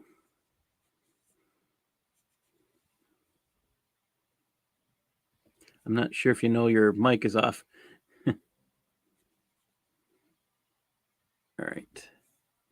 I can start. Okay, something happened there. Okay. Zakat on jointly owned property or ventures with shared built facilities. 2 people pay zakat jointly on a single person. Think about this. 2 people pay zakat jointly as a single person if they jointly own a zakat payable amount of livestock or something else. Okay, that kind of makes sense. Such as fruit, grain, money. You buy something together. Okay, so they can't. This kind of the concept of being a corporate or being a family kind of covers this. Or when the zakat, or when the property is not jointly owned, or when each owner has, for example, 20 head of sheep, a head of a herd amounting to the zakat minimum of 40, but when they share the same place to bed them down, to gather them before the grazing, to pasture, water, or milk them, or share the same stud. I mean, they're sharing all this stuff. Okay, so they pay the same thing. Okay, it's just too much to say. It just kind of weirds you out when they're just saying all this stuff. It's really nothing. I didn't learn anything there. We have zakat on crops. Notice 3.1 is not in Arabic. It's not there. We're skipping it. 3.2. Sharon, could you read 3.2, please? There is no zakat on grains or legumes except the staple types that people cultivate, dry, and store, such as wheat, barley, millet, rice, lentils, chickpeas, broad beans, grass peas, and Sinai wheat. There is no zakat on fruit except for raw dates and grapes. The zakat on grapes being taken in raisins and on dates in cured dates. There is no zakat on vegetables, nor is there zakat on seasonings such as cumin or coriander, since the aim in using them is preparation of food, not nourishment. I think this is funny. We're starting to discover what Muhammad's tastes are like. See, he charges more for things he likes more. One of the things we learned from reading the Hadith is that Muhammad likes honey. He charges 20% for honey. Oh, guess where that 20% comes? Right to his house. Ah, okay. Yeah, Muhammad gets 20% of honey, but again, it's supposed to be 2.5%, but he gets his due. This is just, what do you think Muhammad's favorite foods are from reading this? Do you think he likes legumes? See. No. So, okay. Yeah. He's not a fan of chickpeas. All right. So he's not a hummus fan. That's what I'm guessing. There's no zakat on raw dates or grapes, so he's not a date fan. Okay. Zakat on grapes being taken. Oh, wait, there's a zakat on grapes being taken in his raisins. So I guess Muhammad likes dates and raisins. I mean, he likes, not dates, but grapes. He likes raisins, so he's going to have a zakat on that. Nor is there a zakat on seasonings. I think he might be the only one with the seasonings, so maybe he's not charging zakat on that. You sit there trying to figure out what's the purpose and intent behind this. I can't see it except for this is something he likes and there's something he doesn't like. It's personal taste. This is kind of a personal taste thing. There's no reasoning behind it. If it's personal taste, that means that Allah is not the one making the rules. It's some human. I like John's comment in chat. He said he liked his 7 adua dates a day. Well, I think those are those dates that it says if you're poisoned or something, you eat these days and it'll take away the poisoning. Oh, yeah. That makes. So that was his purpose. Okay, that would make sense. Yeah, his adua dates. Yeah, don't tax those adua dates. Really, I might die. I got poisoned. Pay the tax. Well, he got poisoned anyway, so it's not going to help him. Well, I wonder if he ate those dates. I mean, if he would have ate those dates, he would have been okay. But my bet is he had dates every day since he ate that poisoned meat, and nothing helped him.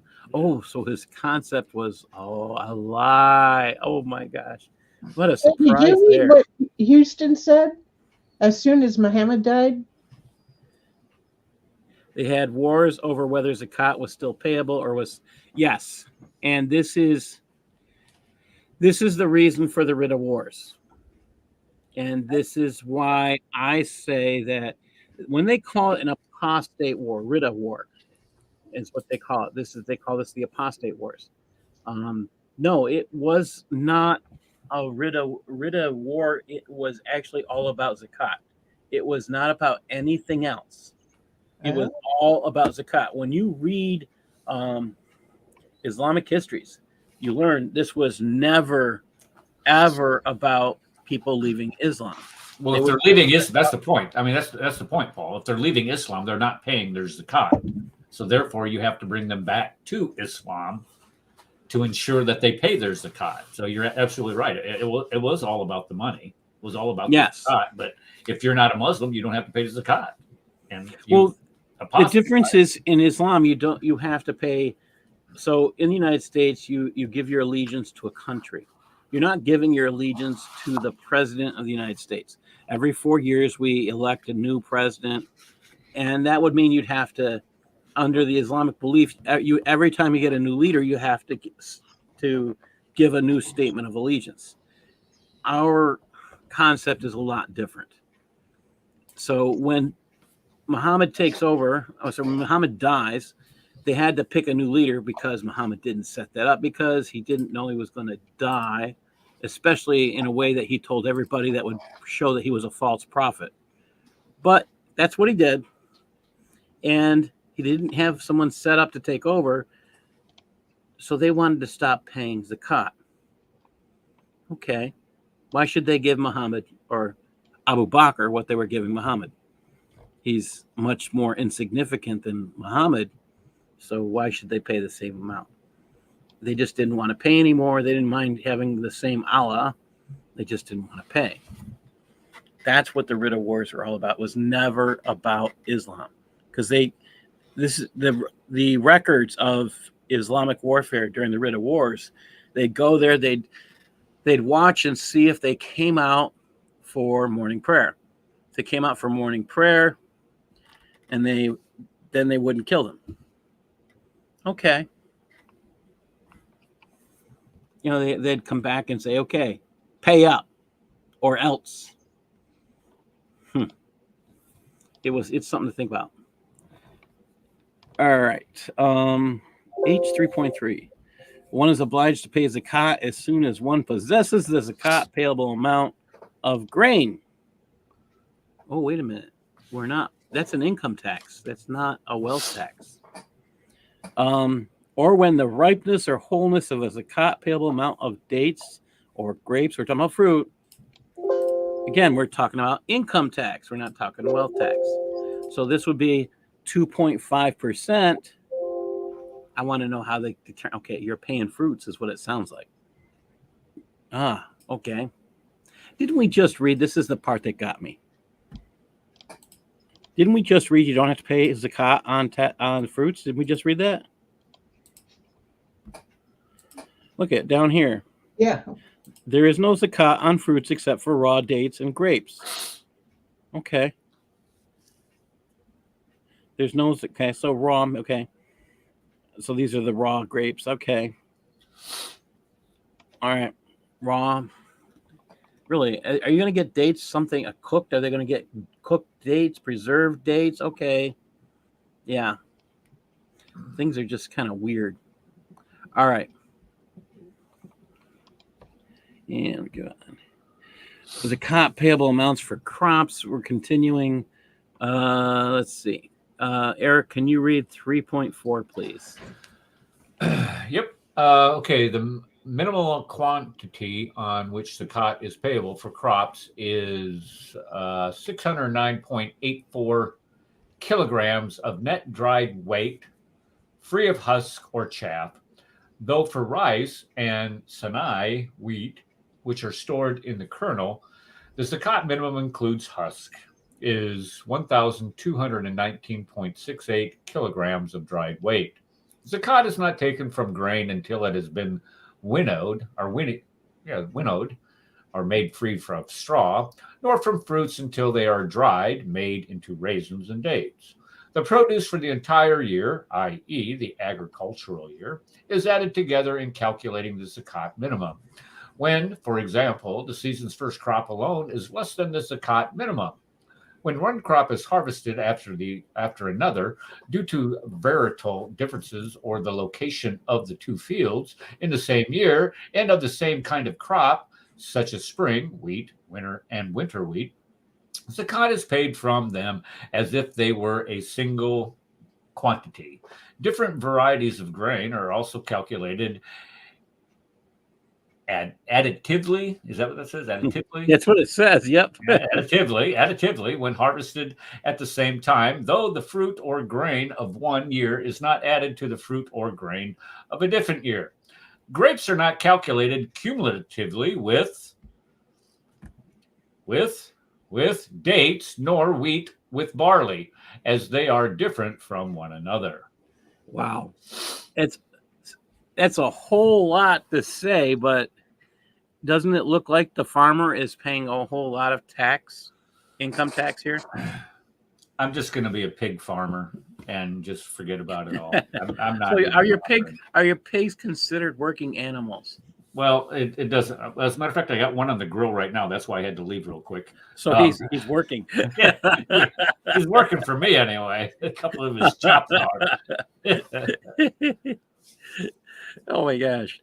I don't know. I mean, some of this stuff you sit there like, whoa, okay.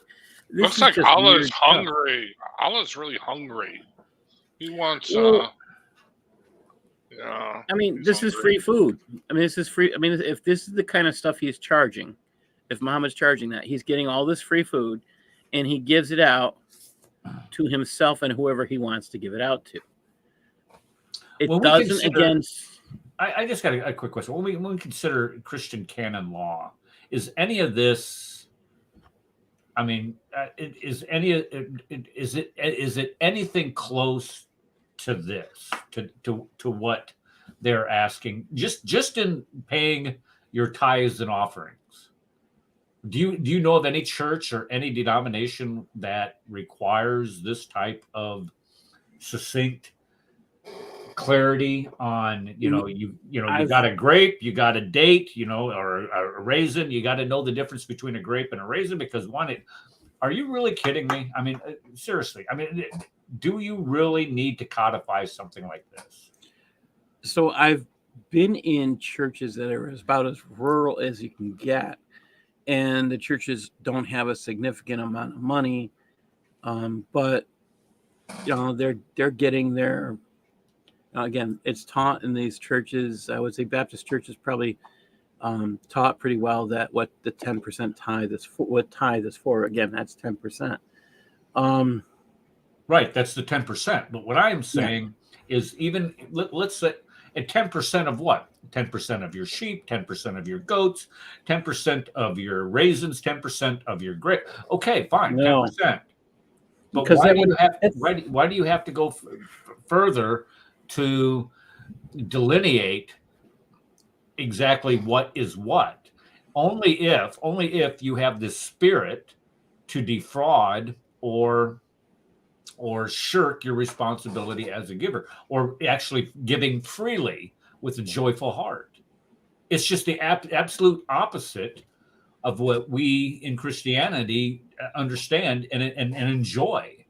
I mean, it is a joy for me every week to drop a set amount of money in that offering plate. It really is. Yes. And I don't need somebody and I don't need somebody to tell me, whether or not, whether my corn is in the sheaves or I need to take the husk off. I don't need people to tell me that crap. That's part of the stuff that makes me. I think it was Red and it might have been Larry. I mean, who's actually going to, or Kufar? I mean, who's going to be their count, or you? Who's going to be the guy that's sitting there? Okay, you pay this, you pay that, you do. I mean, just like we're talking about for prayers. I mean, okay, who's going to be the guy checking? Okay, you got nasty stuff on your clothing. Your prayers are going to be invalidated. Oh, you're too naked. Sorry, you can't pray here. Who's going to be the Zakat Nazi, or who's going to be the prayer Nazi? Is essentially what. I mean, but they would fit in well with. And never mind. I'm not. Well, yeah. I mean, it just makes you think what's really going on here. I mean, and this is, as Red was alluding to earlier, it's like a mafia tax. Right. Right. Yeah. Here we go. Here's another one. I like the saying, shirk your responsibility takes on a whole new meaning.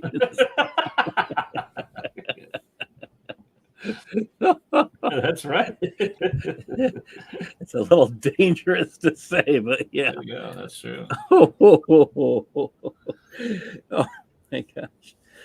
Oh, wow. All right. I got to go flip the chops. I'll be right back. Okay. All right.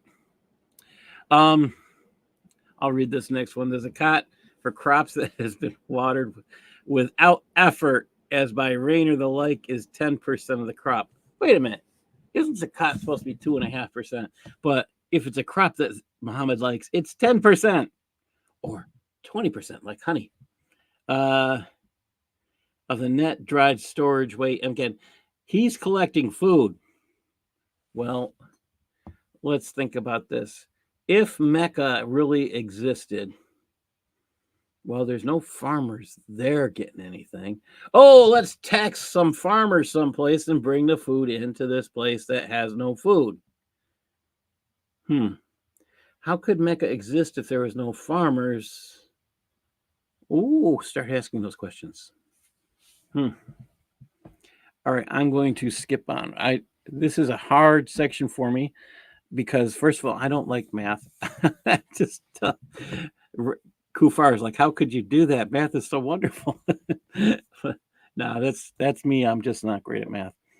Go back to Rad. Would you like to read 3.6? Sure, but I was just reading over the last part, and okay. So basically, it was saying that I love this part.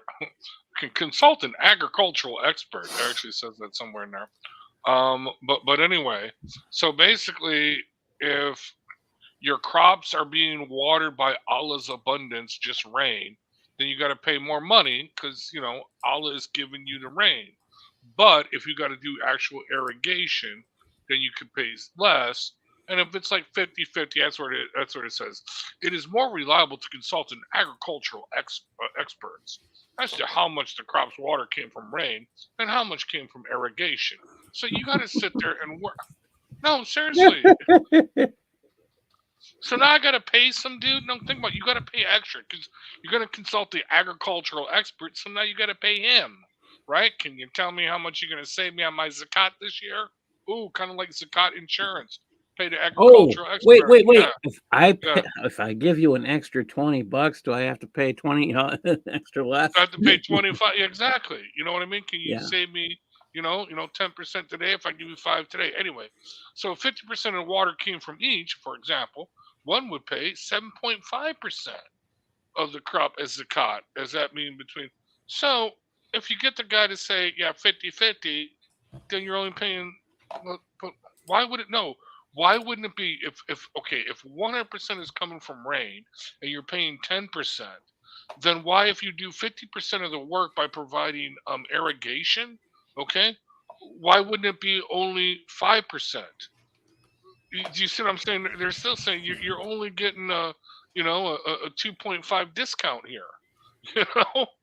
Anyway, go on to the next one. I'll read it. No, this doesn't make any sense.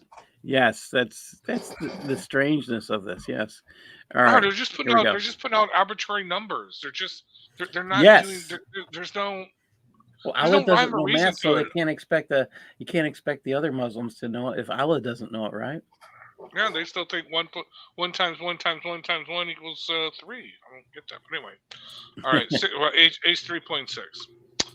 After one has paid the zakat once on a crop, if one is the farmer, there is nothing further due on it.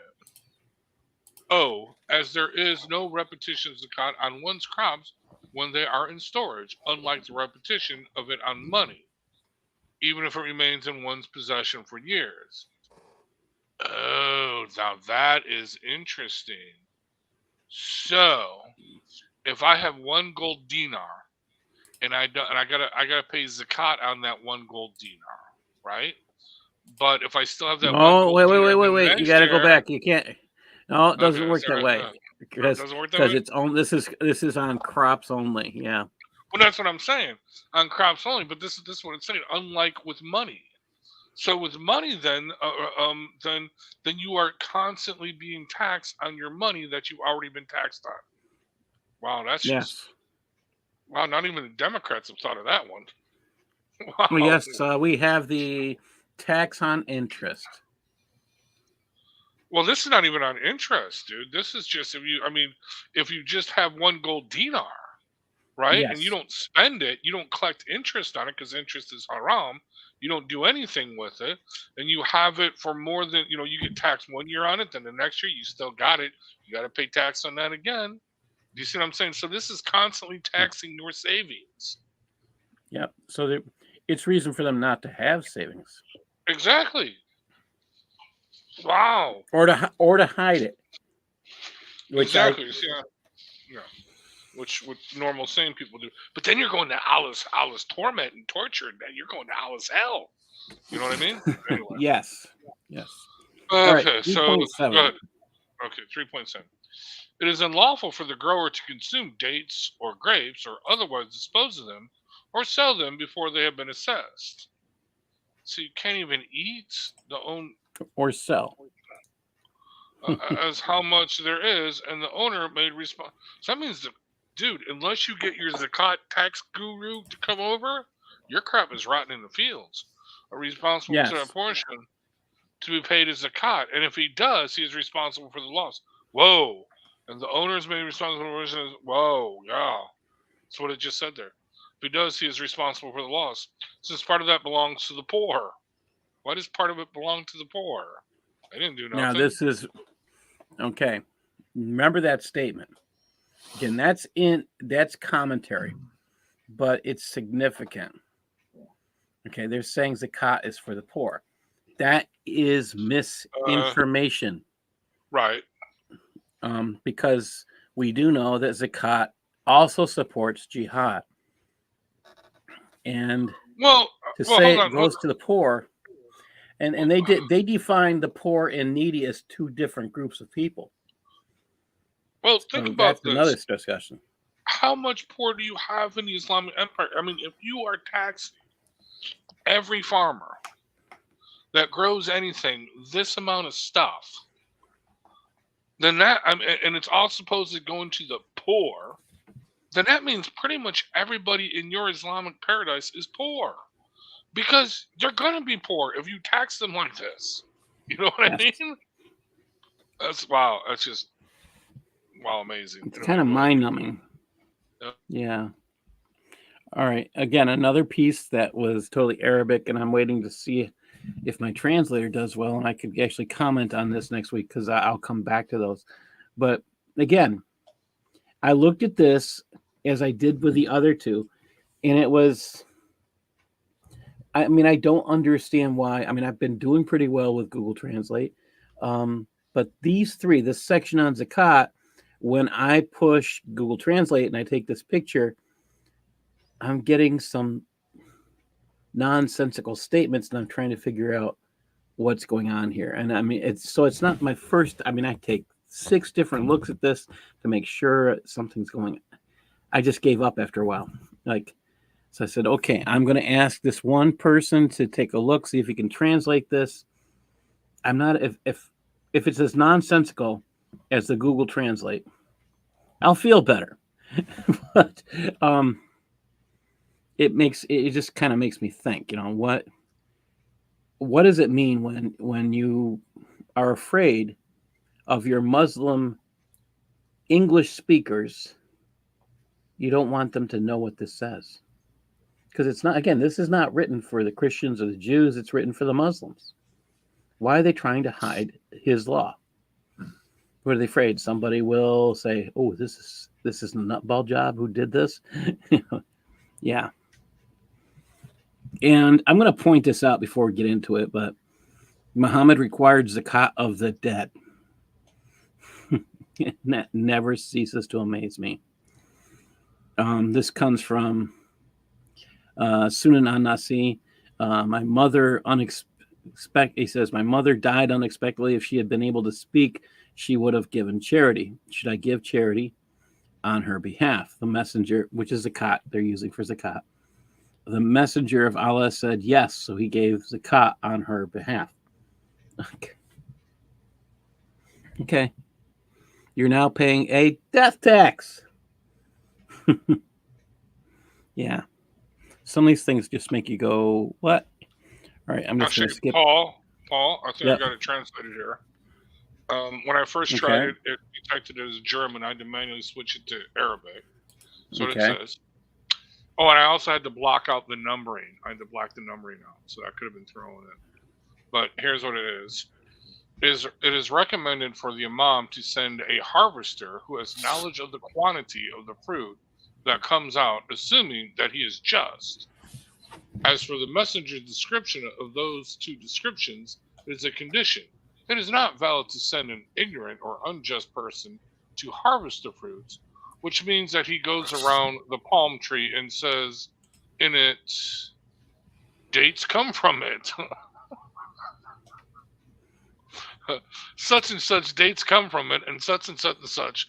The owner guarantees that the share of the poor guarantees a share of the poor, so that the right is transferred from the source to the dehima, such as dates or raisins, so that he can take it out after it dries, and the karas is specific to dates and raisins. Karas, they're spelling it Kharas. Yeah, that was. Yeah, I saw that too. That's the tax. It's just Garage is the tax on the lawn, on the land. Right. Garage is the land tax. Yeah. All right, specific to dates and raisins. So there is no kaharas for crops because they are not often eaten fresh, unlike dates, according to his account. So evidently, Allah didn't think of refrigeration. As such, as the car estimated in his obligation, the owner accepts this, and the right of the poor is then transferred from him to his responsibility, and he has the right to dispose of it after that. Here, I'll send this the whole screenshot here for you in Skype. This is just this is here we go, Eric. We had a nice comment for you. Eric knows the Eric Bick. It says yabba dabba do. That's about as important as it is. and you know, the thing is, it hasn't really. The sad stuff is we really haven't learned anything. Now I'm going to stop my screen and I want to talk about something I found that just upsets me, and I'm going to share the news article. And I know we're going to talk about it on Sunday night, but I want to make sure everyone here knows about this. I'm really, really upset about this article. Eric is an educator. He understands this, why this is so bad. You taught social studies. I taught social studies. I mean, I look at this is so bad what I'm going to share. It upsets me so much. And I know it upsets Usama because Usama had he just lost it. I'm sitting here laughing. Misinformation is what we're talking about. Total misinformation. And it just makes me mad. All right, let me just make this easier. Here we go. All right. Take a look at this. The headline from MSN, Microsoft News. New York teachers told jihad means struggle, not holy war. And Department of Education anti-bias training. Disingenuous. This is an opinion by Ben Clerkin, okay? I think that is an understatement. New York City teachers were told that jihad means simply struggle, not holy war, in training sessions against anti-Muslim bias run by the Department of Education. Eric, you have Reliance the Traveler on you, right? Yes, I just sat down. Yep. Can you read 09.0 for us? 09. Oh, my 9. I just wanted to show you. I had to go out and get my my haram meat off of the grill. 09.0. Just the definition of jihad. Jihad. Let's see here. Jihad is a communal obligation when enough people perform it. 09.1 or 09.0? 09.0, yeah. Okay, here we are. Jihad means to war against non-Muslims. Okay, there we go. And let's leave it there because that's what it says, word for word. This is in Arabic, translated into English, approved by the Muslim Brotherhood here in the world, and it's got Al-Azhar's stamp on it. Yet we have people in New York City teaching teachers that jihad means simply struggle. I have a problem with this. Yeah. I'm hoping to do a session. I'd love to invite a few people like Eric and maybe Dr. Lloyd De Jong and a few others to come in and comment on this. It provides the scriptural basis. It goes on to say the scriptural basis for jihad prior to scholarly consensus is such Quranic verses as fighting is prescribed for you, not struggling. Fighting is prescribed to you. Slay them, not talk to them wherever you find them. Fight the idolaters utterly. All three of these verses are used as the justification for the definition of jihad.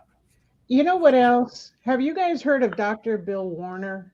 I have. Yes. Yeah, he's done a lot of articles about, a lot of different things concerning Islam. And he said that 97% of the time jihad is mentioned in Islamic texts, it's about war. Yes, it's always about killing somebody. Yeah, he does a great job of breaking down the percentages in which it's used, used in the Quran, the Hadith, and the Sirah, and then he breaks down the application of it, just like you said, Sharon, in telling us when does it, because it does mean you can say that it does mean to struggle. You can say that spiritually. But when the word is used, 95% of the time when the word is used, it means to fight. It does not mean to struggle spiritually. It means to fight physically. I'd go to 99.999%. That's what I would go as far as that. But you know what else? The purpose of jihad, also the purpose of jihad is, if you look at Reliance of the Traveler, the purpose of jihad is to establish the religion of Islam. It tells you what the definition is. It tells you when it's to be used, but it also tells you what its purpose is, and that is to establish the supremacy of Islam. Also is about, should I do jihad, the war, or should I not? I mean, they need to get clear about it. That sounds like a song. Well, so this gets better. I mean, think about this. This is what New York City teachers were told in a seminar. They were okay. Here's the examples they were given to justify what they said. My jihad to get fit in a video seen by the Post. This is New York Post reporting this. All right. A trainer from the Department of Education in New York City told teachers that Sharia simply means religious observance and did not mention brutal punishment and persecution of women and minorities by Sharia regimes, including the Taliban in Afghanistan. Look at this. This was the bullets for what is jihad. Such misinformation.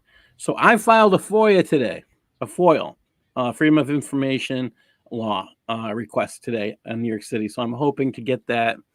I want to get the entire video and unpack it, and I will invite everyone. We'll see if we can get a super thing chat going. Maybe we'll get someone to host it that has access to more fun. That would be good to just destroy. And I figure because it's for educators, it can't be more than 2 hours. It's probably more. It's probably just an hour, like an after-school thing.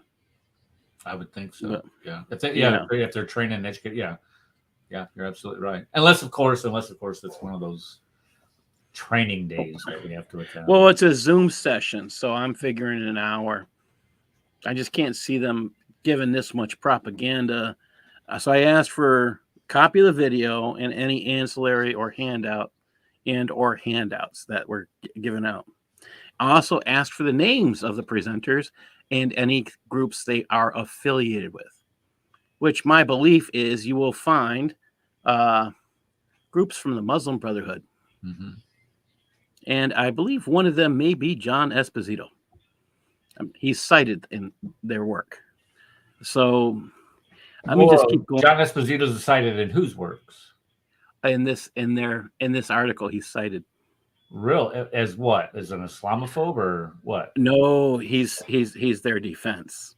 The webinar, Understanding Muslim Experiences and Combating Anti-Muslim Bias, was run by the city's Commission on Human Rights for February 20th with teachers across the city invited to a voluntary event. So because they invited teachers and this was sent out to teachers, I think the FOIL aspect can apply. And because it's an invitation sent by the city of, guess what? The City of New York Department of Education Act, I think I have a right to this material. And if I don't, we're going to have I have a lawyer I'm going to talk to, see if he can go a little bit farther with it. He's really good at FOIA, so we'll see what happens. Just getting I actually filed a FOIA, got told no. I talked to this guy. He says, let me make a phone call for you. Made the phone call. All of a sudden, I had the information. Like, okay, this sounds good. So we'll see. We'll knock on some doors if I have to. It's worth it. I am nowhere near New York City, thank you, God. But that's the other end of the state. We're us people in Western New York. We'd like to have New York City be its own state. I don't think they could survive without us. They would not significantly survive without us.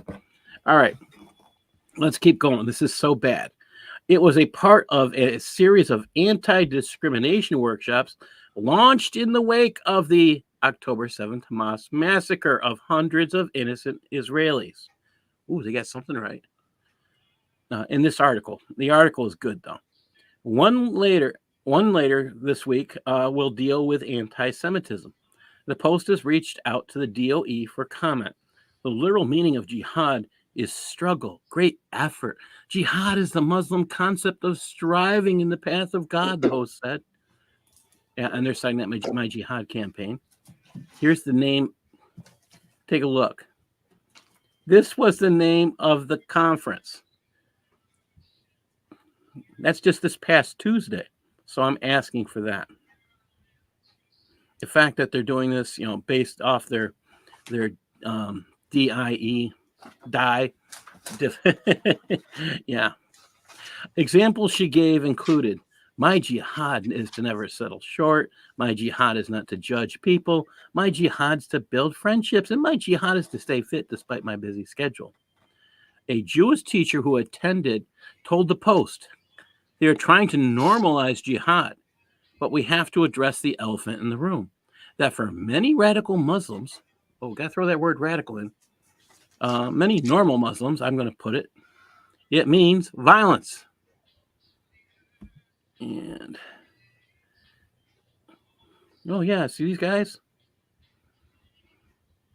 This is the part that really got me. What is Sharia? It says, Sharia literally translates to the path to the watering well. I'm talking to Osama, and Osama's like, what? It just means Islamic law. When you say Islamic and when you say Sharia, you're saying law. Okay? It's Arabic for the word law. Okay. Sharia is overwhelmingly concerned with personal religious observance, such as prayer and fasting, not with national laws, because they don't believe in national laws. You didn't tell the whole truth. They don't believe in following national laws. Think about that. There is no official document such as the 10 Commandments that encapsulate Sharia. Boy, that would make Zakat a lot easier, wouldn't it? Oh my gosh, if they had something simple to follow. Okay, you're only paying 2.5% on all your wealth. Just make a blanket statement. I mean, this is the words and the requirements they have are harder to understand than the IRS tax code. All right. Can you put that link? Can you put the link in the private chat? Yeah, I'll put it in both. Both. It'd be best because this is significant for everybody to take a look at, and then I'll put it in private. This is just mind-numbing. Thank you. Okay. Get back over here. All right. I mean, I saw this. I think we need to be posting this everywhere as prop.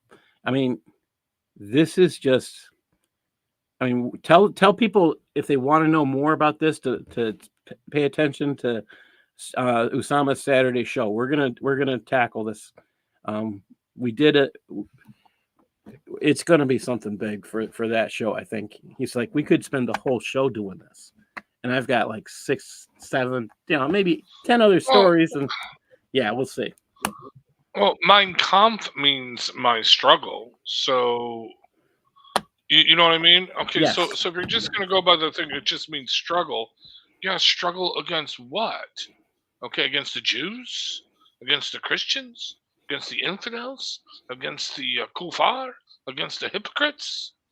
Okay, so if you're just going to limit it to that word and take it out of its historical and spiritual context, okay, then still, what does jihad mean? If you're going to war, aren't you struggling against something? Aren't you struggling against your enemy? Or this is why the socialists will probably enjoy this, because it means struggle, the struggle session. So when they have a struggle session with you, they're doing jihad with you. I guarantee you that's how this is being used in that socialist context.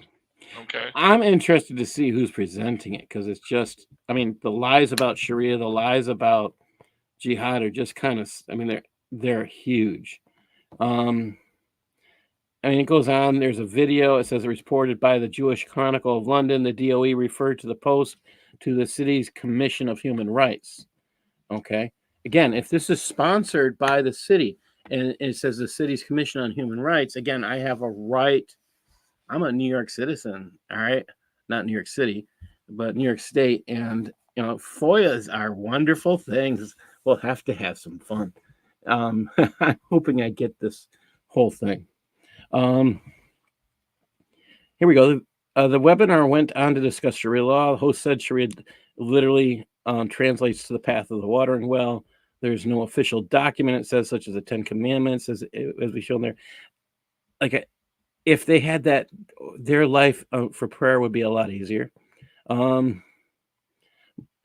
Again, it ignores the use of Sharia law in parts of the Middle East to justify the example of Saudi Arabia's former ban on women driving. I still haven't found, we haven't got to that part where women are banned from driving. We'll have to see if we find that. I didn't see that when I read it the first time, the second time, or the third time. I mean, are women forbidden from leaving home without permission? Pretty much. So you can drive, but you have to have permission from your husband. I've read where they've told us they allowed women to drive, but not really. There's restrictions on that too. Yeah, well, if you don't have your husband's permission, if you don't have a letter or something saying that he gave you permission to leave the house, things like that, or you're outside without your escort, you're still in trouble. Are you talking about Saudi Arabia? Yes. Yeah. So I just saw, like last week or 2 weeks ago, and I put the link in our private chat with Eric on this documentary on how, and what is his name? MJ, what do they call him? The leader, MJB or something like that, of Saudi Arabia, the Crown Prince. MBS.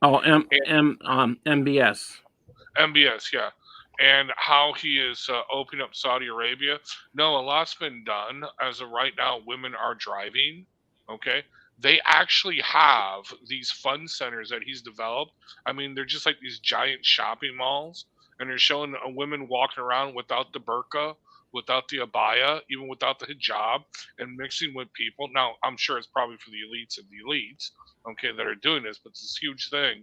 They're also doing these tours to these sacred spots, okay? That are forbidden, that you can't go to. They're archaeological sites, okay, they're doing that. They're opening up, they've actually allowing booze into the country. Yeah, that's a new one. No, seriously. To allow liquor. Yeah, they started to allow liquor. The dude really is, man. No, he really is opening this up. and because he's like, yeah, we can't exist this way. Like I was saying earlier, if you follow Sharia law, your country is going to decline. Okay, and he's noticing this, but be that as it may, Islam is still false no matter what. But it's just kind of funny. So I commented, I said, "See, this is what happened. You allow women to drive, and now you're going to allow women to drink and drive. What could possibly go wrong?" but no, no. This documentary, I mean, it is a total change from what it was like a decade ago. Oh, by the way, do you know what else? We can go to Medina. We couldn't go to Medina before. Well, we still can't go to Mecca, obviously, but we could go to Medina. Who wants us to? Kafir, I know, right? Exactly. Who wants to? But us Kafirs, we can go. Well, I would go there just to use the facilities. So you know where? You know where else people are non-Muslims are forbidden to go? The slave trade. You know where they do their slave trading because they still have that. And then yeah, they probably don't want them to go there. And then, but no, I'm not sure about Chop Square either. If they're allowed there. I know people that have been there. Eric, have you been to Saudi? I know people who have been there, and that's, I'll tell you the truth, in the 70s is when I first became aware of what Islam was about. I've been there, but it was only when I was in the army, not as a civilian. So you didn't go to Chop Square? You didn't see it? No. We were out in a flipping desert on a base. Yeah. They wouldn't let us near the city. Well, Sharon, you could probably back this up. From what I'm told, actually people that when I worked in the oil and gas industry, they will tell you if you are walking in Riyadh or whatever is the capital or wherever they do the chop, and you walk past Chop Square, they will drag you and they want you to watch it. And that's exactly what happened to my boyfriend. He worked for Ovamco. He got pushed into Chop Square. He saw a beheading. He saw a stoning. He saw a child get his hand cut off. And I'll tell you the truth, when he came home, every time he would come home, because they would give him like a month off every 5-6 months, he would get more and more drunk. And the last time he came home, it was about 2 or 3 months after that, he killed himself on the road, because he was drunk. Because I don't think he could handle what he saw. Oh, wow. Yeah. 2 weeks later, I'm going to tell you, 2 weeks later, I was in the Marine Corps. Wow, I'm sorry. No, that's a sad story. But no, from what I've heard from other people, you walk past that, they will literally push you up to the front of the line so they will see it because they are very proud of it. Now, again, that was over a decade ago. Now, that was over a decade ago. Remember, ISIS changed a lot of this. That's why I said ISIS was the best thing to happen for us. ISIS actually caused more apostates, than Christian evangelism because it was in your face. They saw what they were doing. You could not deny it wasn't Islam because guess what? They're quoting the Islamic scriptures. They're quoting the Islamic sources. They're quoting the Islamic rulers. Even Dr. Brown, Dr. Jonathan Brown, even what's his name, the guy with the holes in the Quran, even he came out. They all came out and they were like, yeah, maybe we need to readdress this killing apostate thing. Maybe we need to readdress this stoning adulterers. Maybe it was good back then, but maybe we should not do this now. Now, actually, Dr. Jonathan Brown actually says in his article, now that when it was done in secret, when it was done before mass media, when it was just a hint, just a whisper of it being done, yes, then we could get away with it. But now that it's being done on social media and it spreads across the world like wildfire, and you can see it in video, you can see it. Maybe we should not do this anymore. Yeah. I gotta say good night to everybody too. This is getting late. I want to say thank you to everybody for paying attention and contributing. I can't do this work without you, Rad, Sharon, Eric. I thank you for your input. I never would have got the first year and the second year part. I struggled with that. I gave you my concept, and I like yours. One of these days, I hope to understand that better. It just some things just aren't written to make sense, is what I'm thinking. Well, God bless you all. I hope you all have a great week. Thank you. All right. Thank you, Paul. All right.